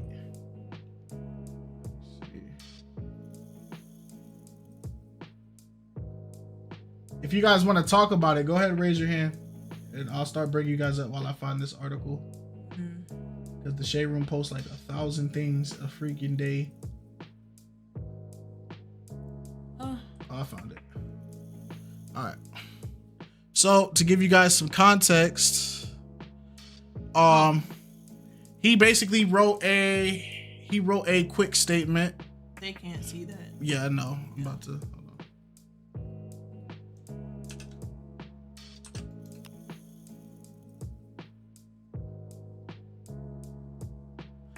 So I'm not gonna read the whole statement, but I'm just gonna read a good portion of it. He basically along the lines of stating, recently there was a clip that gone viral of me challenging 2,000 individuals virtually and in person to plant a seed of $20 during an international gathering held at a convention center with over 4,000 people in attendance that evening plus virtual viewers. In the same moment, I also challenged leadership to lead by example, sowing $100 that evening. I personally gave much more. Some have taken issue with the particular moment when I instructed ushers to rather firmly close the doors during the offering. To those unfamiliar with the church context or who may not regularly attend worship gatherings, this has been misinterpreted as holding people hostage as well as offensive. That was never my intention. The truth was when finances are being received in a worship gathering, it is one of the most vulnerable and exposed times for both the finance and the security teams. Movement during the sacred exchange can be distracting and at times even risky. My directive was not to control it. It was about creating a safe, focused, and reverent environment for those choosing to give and for those handling the resources. Unfortunately, in this social media age, snippets are easily shared without context and assumptions are quickly made without understanding the full picture. Conferences have budgets, churches have budgets, and people have budgets. As an assigned ministerial gift for this international gathering, one of my responsibilities was to help raise the conference budget. That's not manipulation, it's stewardship. Okay. And then he broke down into biblical things. Now, like I said, a lot of people are not going to get the context of it. During conventions, I know that what a common thing that happens is when there's church conventions normally means that it's multiple churches gathered at once. So it's different people in that district. So like organization, like if you're Church of God in Christ, every Church of God in Christ in that district is having that convention. And I know a lot of times when they raise that budget, it normally goes towards the church that is in that group that is struggling to keep their doors open.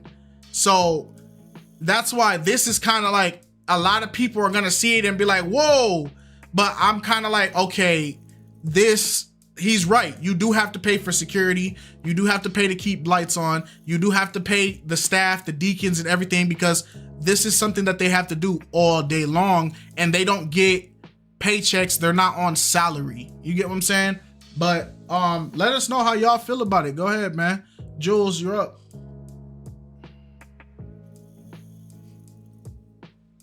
As someone who has been in church his entire life, I totally understand where Marvin Sapp is coming from. At the end of the day, church is not only a place where we go to worship God. Church is also a business. Lest y'all forget, church is a business. It takes money to keep the lights on, keep the audio equipment working. Heck, it takes money to keep the musicians' equipment working. How do I know? Because I'm a musician. Mm-hmm. Also, my second point to that is, as someone who is grateful that he, how do I say this without seeming boastful? As someone who gets paid by his church or by the church that I'm a part of and I serve at, I totally get where Marvin Sapp is coming from. And like I said, I'm grateful that I get to do what I do on a Sunday to Sunday basis. It is great. But like I said, church at the end of the day is also a business. It takes money to keep everything afloat. And without money and without giving it back to people who serve in the church, at the end of the day, how are they gonna make a living? How are they gonna be able to sustain themselves? And just how are they gonna be able to continue at life? Because at the end of the day, life is always lifing. Mm. Oh, that's true. Okay. Thank you for sharing that, Jules. You got something to say, Alex? No, go ahead. Okay. Yeah, sure. Go ahead, man. And then Universal. Yeah, can you hear me? Yep. Great. Now, this. Let me first say, I think I was reading in 1 Corinthians. It's either 1 Corinthians or the latter end of Romans.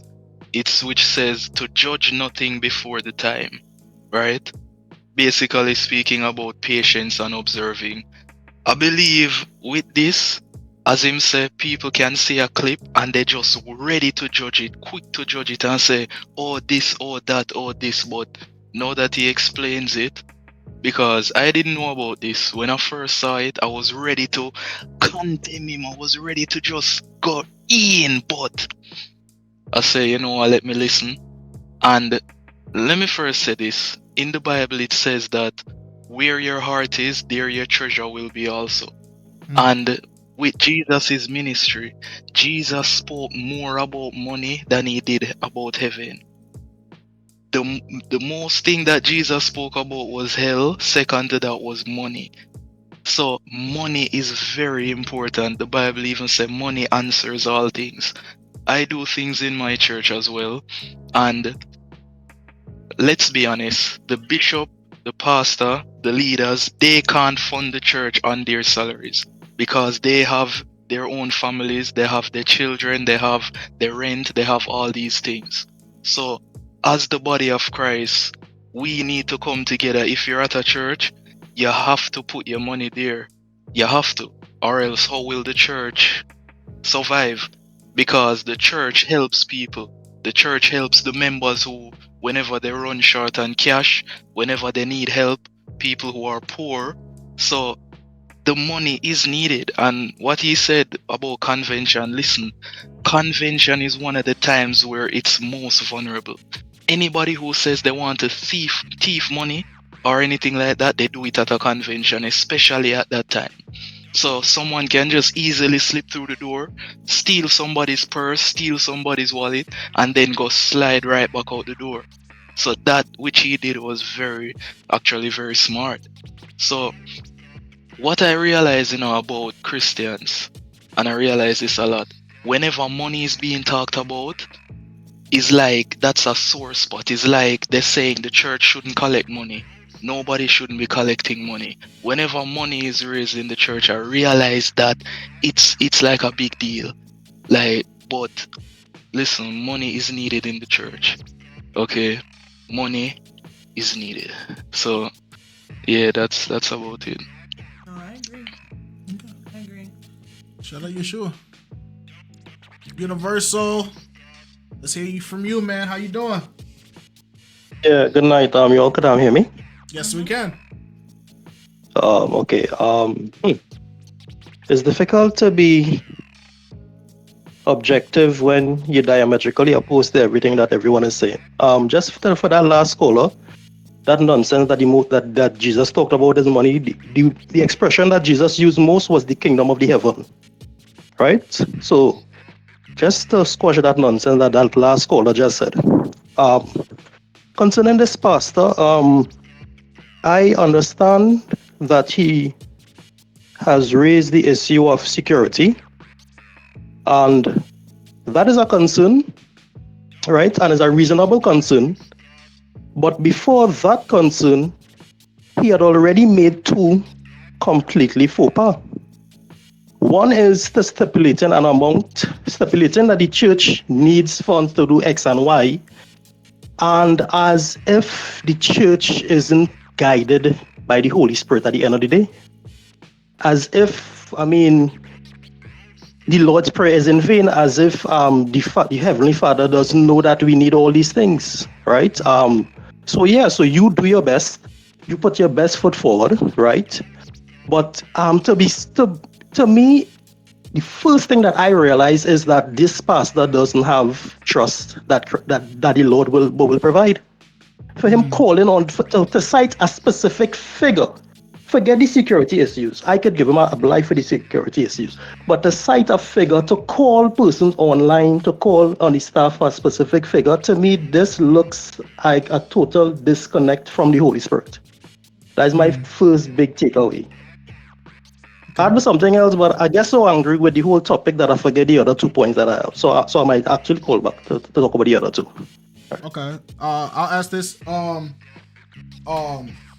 ask this. Maybe this will like refresh it. So, do you feel like, when pastors do like this, like when they do, because I know we've all been in the church, so I know you've seen those moments where like a pastor will step up and he'll say like, congregation, the Spirit is saying we need to do another offering. And when they do that offering, do you feel like that's not them operating in the Spirit?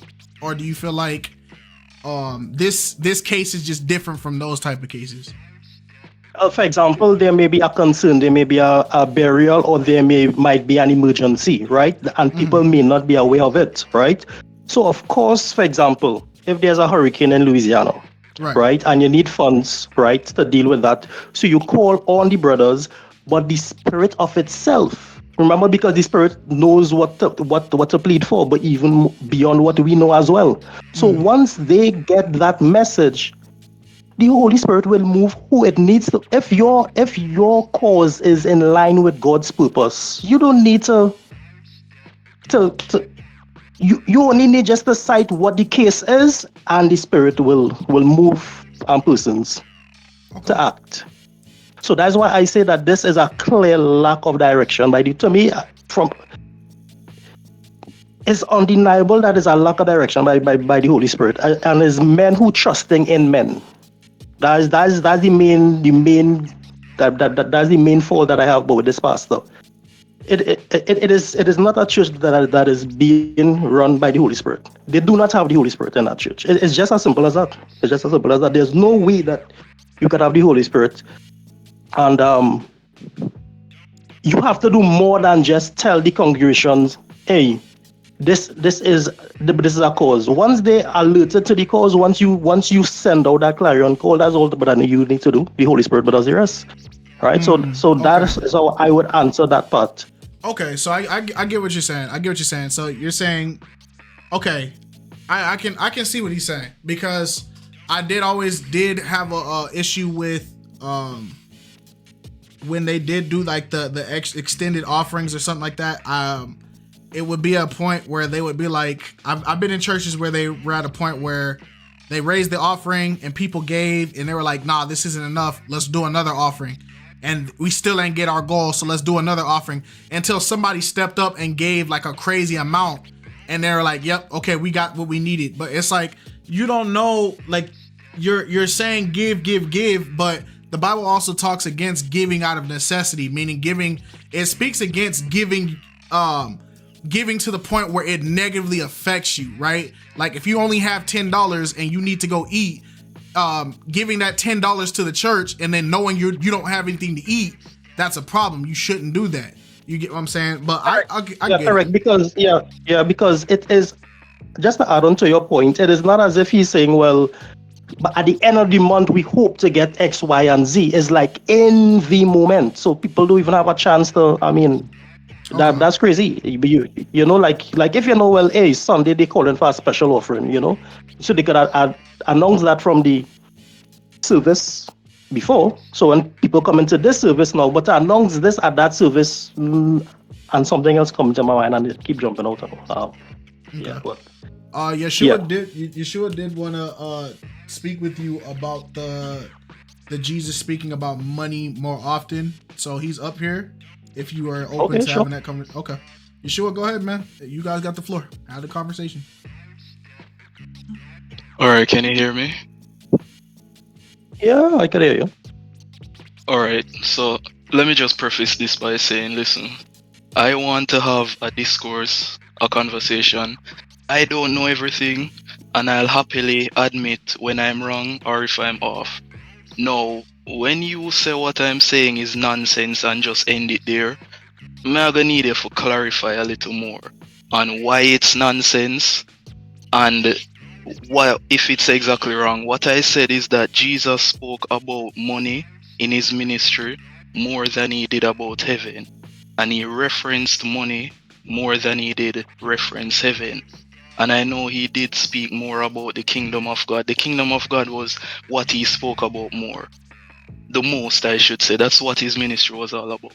But in this context, when he is showing the importance of stewardship, he uses money, references money more than he references getting into heaven. Now, I just like you to explain to me if that's wrong, why it's wrong, and let's just talk about it, okay? Okay. This one is actually easy to resolve. If I wasn't online, I would have just typed in the expression heaven or kingdom of heavens, and then I would have just tried to type in money or riches to see how much times it actually occurs, because it's easy to get that information today. But I could have done it if I wasn't online, right? And the amount of time, the amount of parables that starts off with, and the kingdom of the heavens is likened unto. That expression is used at least over 20 times. Right? And remember that expression, the kingdom of heavens, is being repeated in the four gospels: Matthew, Mark, Luke, and John. Right? So I think that if I do that word count, I think that alone is going to disprove your point that Jesus spoke more about finances or money rather than the kingdom. Just the amount. Remember, because every time Christ spoke, he always spoke in parables, and at least 50% of the parables were based on the kingdom of the heavens. All right, so that's how. That's why. It's for that reason that I said that the gentleman before was speaking nonsense. Okay. Yeah.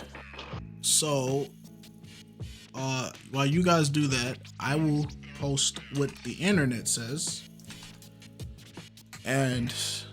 But the internet could be wrong too. So how many? So it's I money. could be wrong as well. Is it money versus how many times he mentioned heaven, or is it just overall heavens or the kingdom of the heavens? Yeah. Okay. Yeah. What I really mean is that not just generally the kingdom of heaven, but stewardship. In terms of stewardship, how we should operate on the earth, not in terms of what the kingdom of heaven is or how it is, but when he's talking about stewardship, how you should act, how you should move, what you should do. If he references money more, or if he references getting into heaven more, if that makes sense. I think it making sense, but to my understanding of the scriptures, and but sometimes sometimes I could be in a biased frame of mind, and of course this issue with the pastor is biased in everything that I'm saying because I'm so angry, right? So it might have other facts that my brain might literally be drawing a blinker over because I am so fixated on this point, so which I hope I'm not doing, right? Because next week I might come back and say, hey Miles, hey, it looked like I was so fixated on this point that I wasn't paying attention to X, Y, and Z, right? But I don't think that is the case. And as I said before, even when he was mentioning money, for example, even like when he using the drachma or the small coin, it was always, to me, not always, but a lot of the time, it was to demonstrate faith. Because he was, to me, the Christ was always dismissive of money. With the rich man, how it easier, how difficult it is for a rich man. To me, money was always mentioned in a disparaging manner, as far as I can recall at this point. Okay, Yeah. so from the Google, like I said, the Google can be wrong though, so we not going. I mean, I'm fact checking for the fact that iron sharpens iron. So if Yeshua's making a point and it's right, or if Universal is making a point and it's right, at the end of the day, it's not a like haha I'm right you're wrong thing. It's more of like you strengthen each other by having the conversation and really going through, because knowledge is what you're pursuing.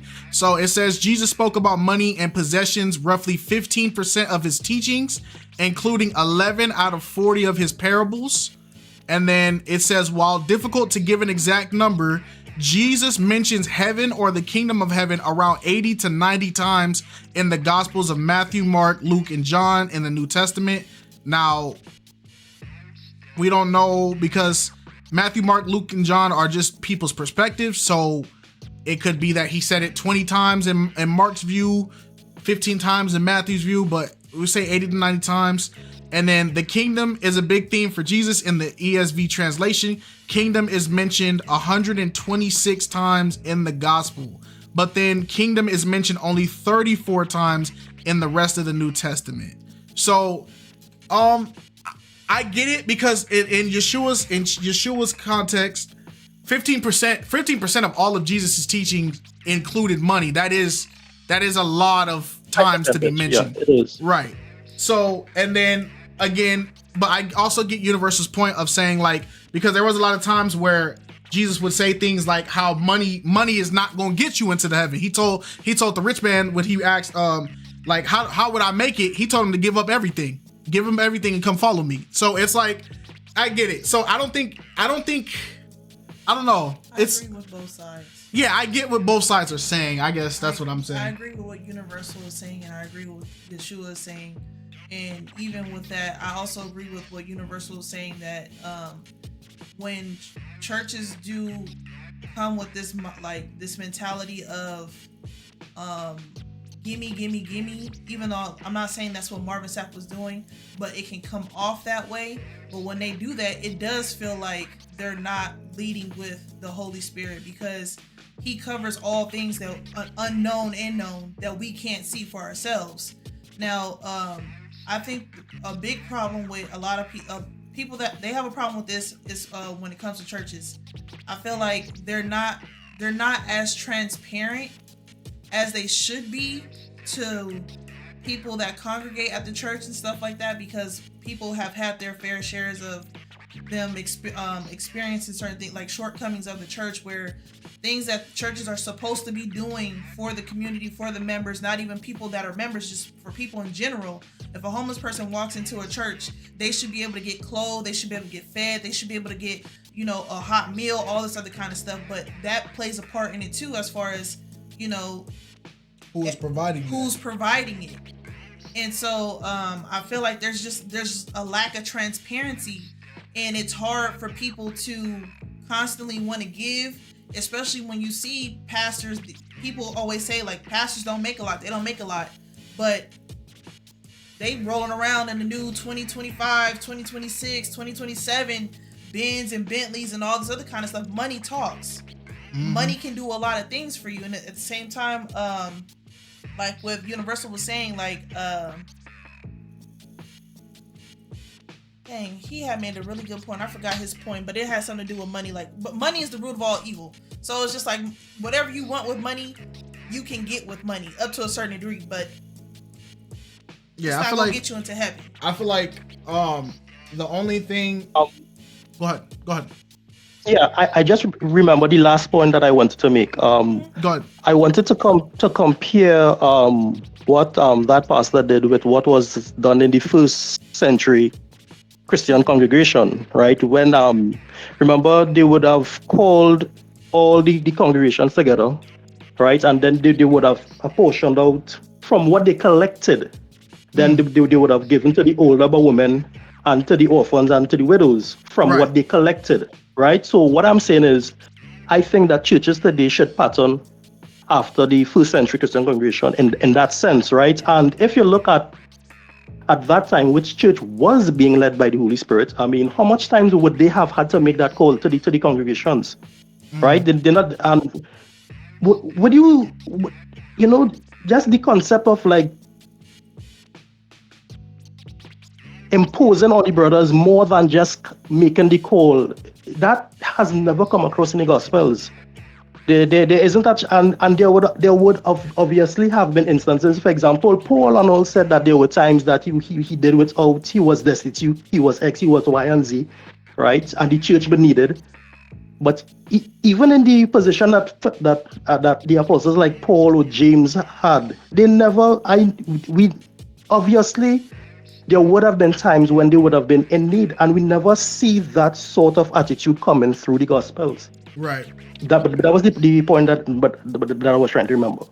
Right. Okay. No, that's valid. That's a valid point. Yeah. I get what you're saying. And even looking at like Marvin Sapp in this situation and how it can look like or feel as though like they're not being like led by the Holy Spirit. I feel like that by Universal even saying that, I felt convicted in myself about that, because there's been plenty of times where I was stressed about something or I was worried about something and I kept trying to fix things on my own, and I wasn't going to God about it first, or I wasn't praying, or I wasn't sitting in my spirit and trying to meditate on that and try to let God lead in my life. But I was trying to get to the bag, get to the money so I can control my life the way that I needed to go. But God has already covered it and I wouldn't know because I'm sitting here stressing over it. So I feel like that's a self-reflection of what we go through on a daily, not even just the church, but just us as people. Sometimes we put our faith into the wrong things. And even though he was doing it for all the right reasons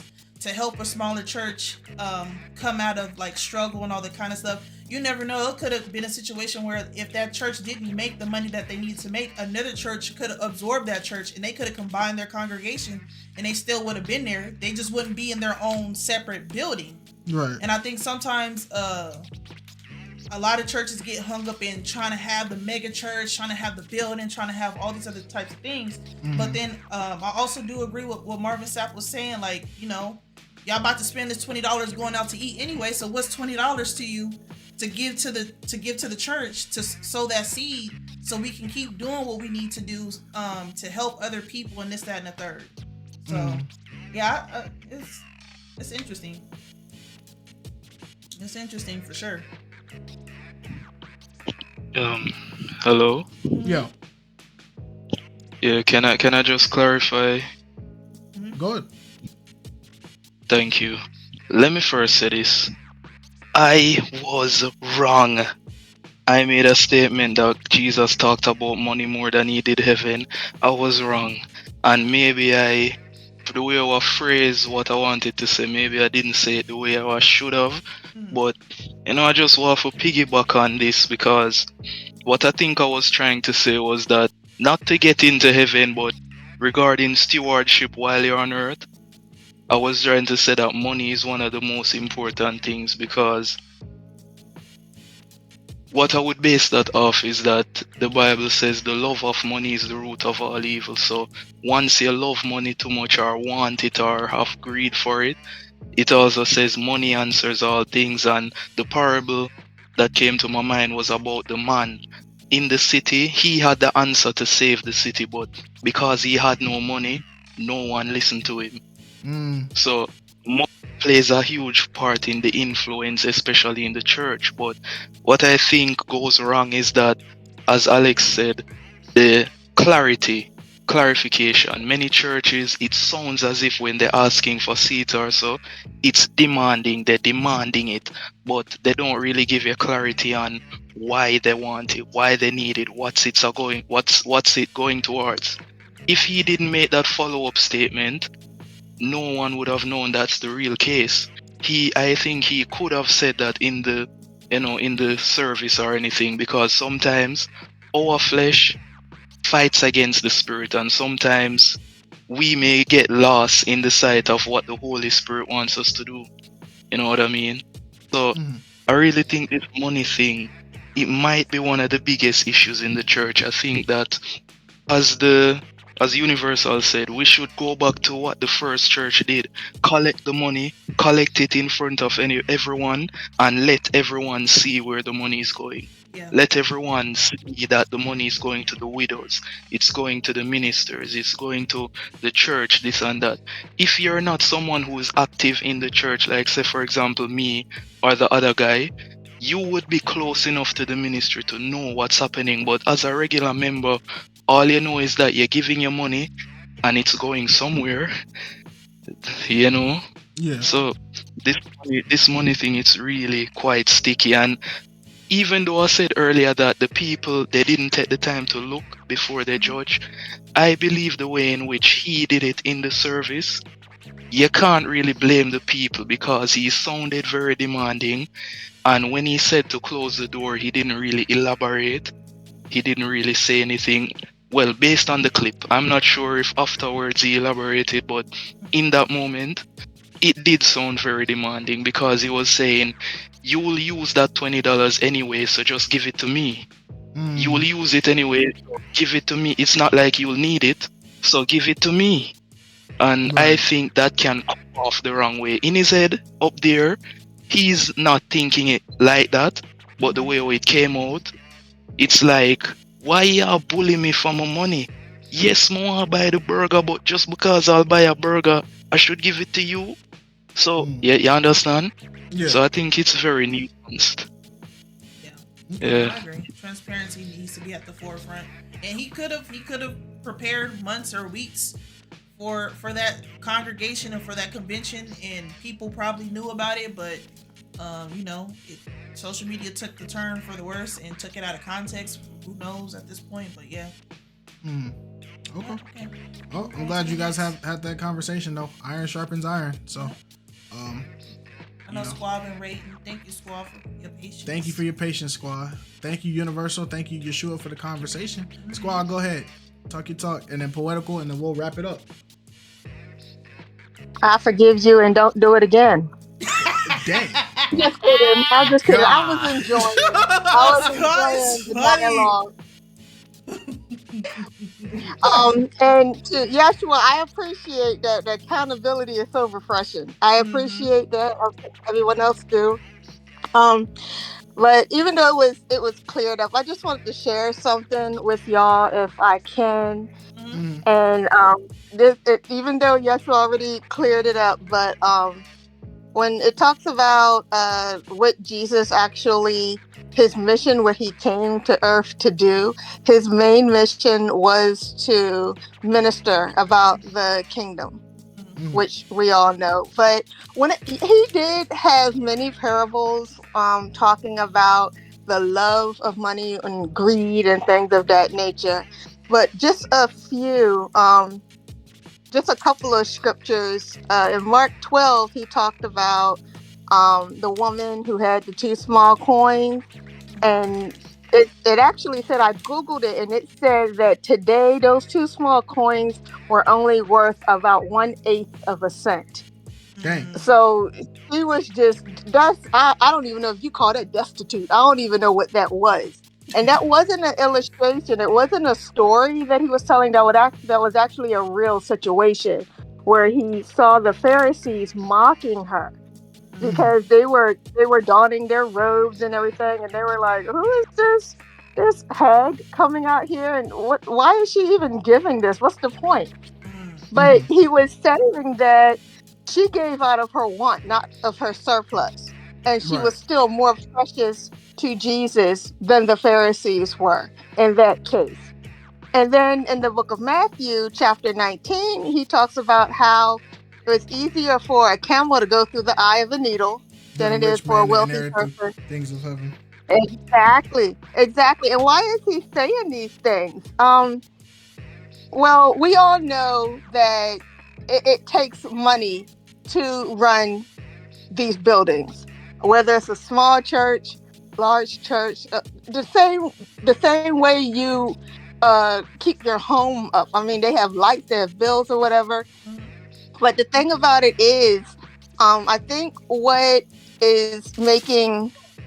made the whole situation viral and caused an uproar is not the fact that the congregation should put towards the God's temple, which in essence is your meeting place, but it's the greed behind it. Because I don't know, what's his name? I don't know Marvin Sapp like Oh my that. god. I've heard of him.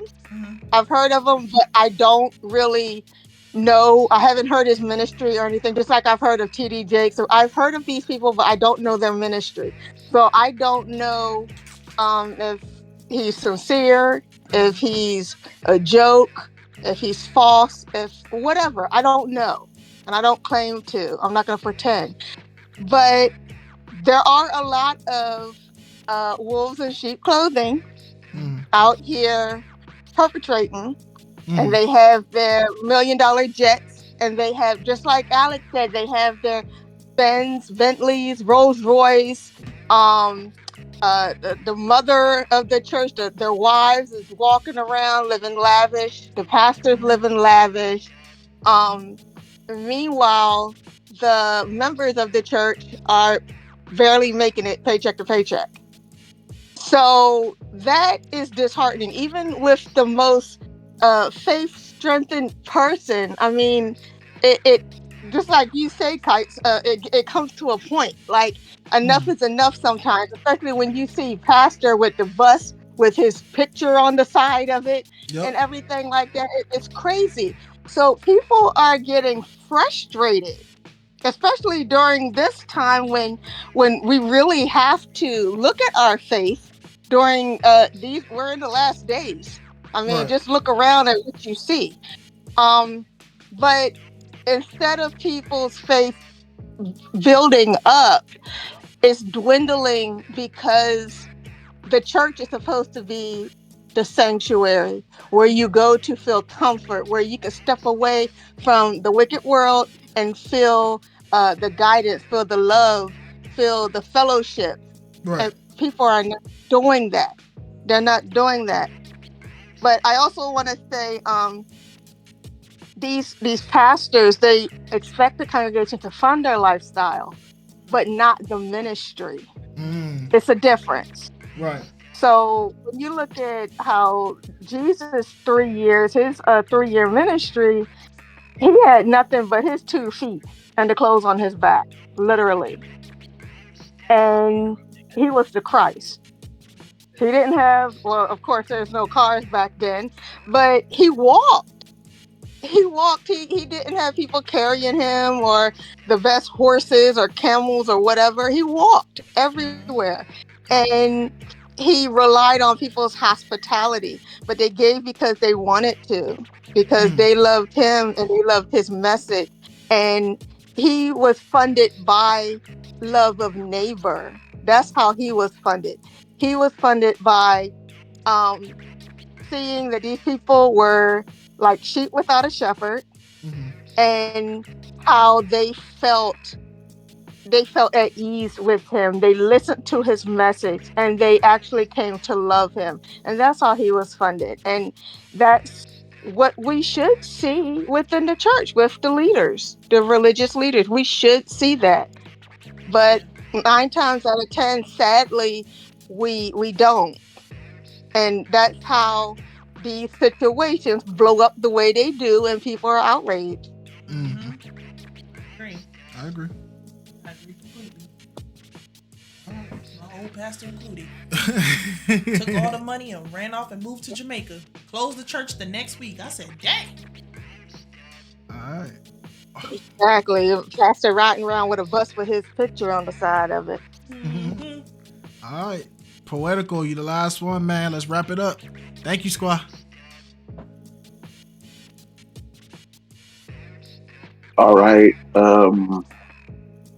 I kind of tend to tread lightly a little bit on this subject because, I didn't grow up in the church like that and all of those things. but because we're kind of using the Marvin Sapp situation to kind of like reference, or we're talking off of that. The one thing that I've always kind of wondered, kind of scratched my head about is like, we understand that church is a business, and in order for business to operate and run, they need funding, they need support, things of that nature. I've always kind of wondered why it seems to me there's this whole thing with like with the money in the church, and it's like it almost seems as if churches shouldn't take money because of the biblical sense of it, but in order for a church to keep going and things, get done, and people that are a part of the church to get paid, like, you need money. So like I feel like there's this kind of looming thing with it where it's like if the church asks for money or whatever, it's like a whole thing, like they're being greedy or whatever. And I don't understand that, because again, like, even being a pastor, it's a job in the sense there's no job that's really done for free. Like, people work and they devote their time and energy into what they do. Like, you want to get paid, even if you run a nonprofit. Like, there has to be some type of money behind it. Like, you know what I'm saying? So, like, this whole thing with the money and the church and how it always seems kind of finicky. I know they used to talk about like pastors rolling around in nice vehicles and all that stuff, and you got other people that kind of engaged in that's struggling. I mean, we know these things happen, but again, people donate to the church. There's a lot of people that are willingly donating. There's a lot of whether older people that's been around and been in church their whole life, and they're devoted to giving their tithes and their time and their effort into the church. Like, it's a thing. It's a lifestyle in a sense. So I don't, and I mean, I don't think from like the clip. I don't see what's the negative, what's the bad part behind it. Yeah, I mean, in essence, because it's money, it can seem like, okay, if she's trying to bully people into just giving money, well, you're going to go out and go get some to eat. And yeah, which is, in essence, is true, because, people going to go out and they're going to spend money on what they want to spend. But if you bring up something of important like the church and they need something, like, you got to help something that's in need, especially for people who go to church and people who are heavily involved in that. They should have the understanding that like certain things need to be done in order for this to keep going. Everything can't just be like a quote unquote labor of love or done for free. Like, you gotta have funding to this. Like, we gotta keep this going. So him asking his congregation or whatever, like, for offering or for funding, like, what's the problem? Y'all spend enough time together. Y'all come here and we gather, and we pray and we discuss the Bible. We do all this. So it's like when important things need to be done, those important things kind of need to be funded by money. So it shouldn't be looked at in a bad way, like it is. But it's social media. People take little clips and turn out of context all day, every day. So that's the part about it. Yeah, it also depends on the church too, because I could say a lot of churches they claim that they're founded upon God, but some these are things that some people don't see, that some churches get bought out. Some churches get bought out by people, and you want to keep this building, you want to keep the people coming in. Not saying that this is happening to this one specific church, but if you notice how what is it, like Transformation Church, how they operate, the things that they do is very controversial, and it's very wishy-washy when it comes to worshiping God and all that other kind of stuff. And some churches they get paid a lot of stuff under the rug to do things the opposite of what they're supposed to do. So the money thing, it is a touchy subject, but there goes back to transparency. There's a lot of lack of transparency when it comes to things in the church. But now y'all was talking y'all talk. Y'all had some good points. Okay. All right, we're gonna wrap it up. Universal, make it quick, man. You wrapping it up. After that, we're done. We're gonna finish it up. So Universal, whatever point you gotta make, man, go ahead, wrap it up. Oh, I guess he didn't want to say nothing. Oh. Okay. All right, y'all. Well, oh wait, I closed the hand thing. I thought he accepted it. Go ahead, if you were gonna raise it, go ahead. But other than that, with that being said, there it goes. Quick. Yeah, no, I just wanted to say, in as much as Christ talked about the kingdom of the heavens, and that was his theme, there are at least 2 instances where Paul did actually make extended pleas to the congregation. I know that 2 Corinthians 8 is one, but there's another scripture where Paul did go all in, and make a plea, but I just can't find that scripture now. So I just wanted to add that as a counterbalance to what I said earlier. Okay. All right. Oh, no, that's valid. Okay. All right. Good, Universal. Shout out to Universal. All right, man. I thank you guys for joining us on episode 20 of Flock Talk. I'm glad that we were able to end it off talking about the things of God. I know that the energy was not as grandiose. Yeah, sorry for that, y'all. We're really burnt out. Yeah, today has been a day, but I do appreciate Cinderoni. I do appreciate Westside for coming out here, being up here on the panel. They take time out of their day to come help us out, and I value that. Also, shout out to all the 2G1A and the mods. Shout out to May, he's in the chat right now moderating. Shout out to Monet and Nitro for moderating. And I thank everybody for tapping in. Thank you to all the moderators on YouTube, Demetrius, Bird Lady Speaks. I didn't see Miracle today, but Miracle was in here. Shout there she go, Miracle. Yep. Yeah, shout out to y'all. So at the end of the day, you guys be safe out there. I'm gonna complain about the arms not being censored. We can't stop Thirst Trap Cinder. He's too powerful. Shout out to Zeus again for the super chat. Appreciate you. Yep, Demetrius, big shout out to you. Shout out to Zeus Titan for the $50 bomb. All right, you guys. Hey man, be safe. Read your Bibles. Drink water. Be nice. Be good to people, man. You guys have a blessed day. All right, y'all.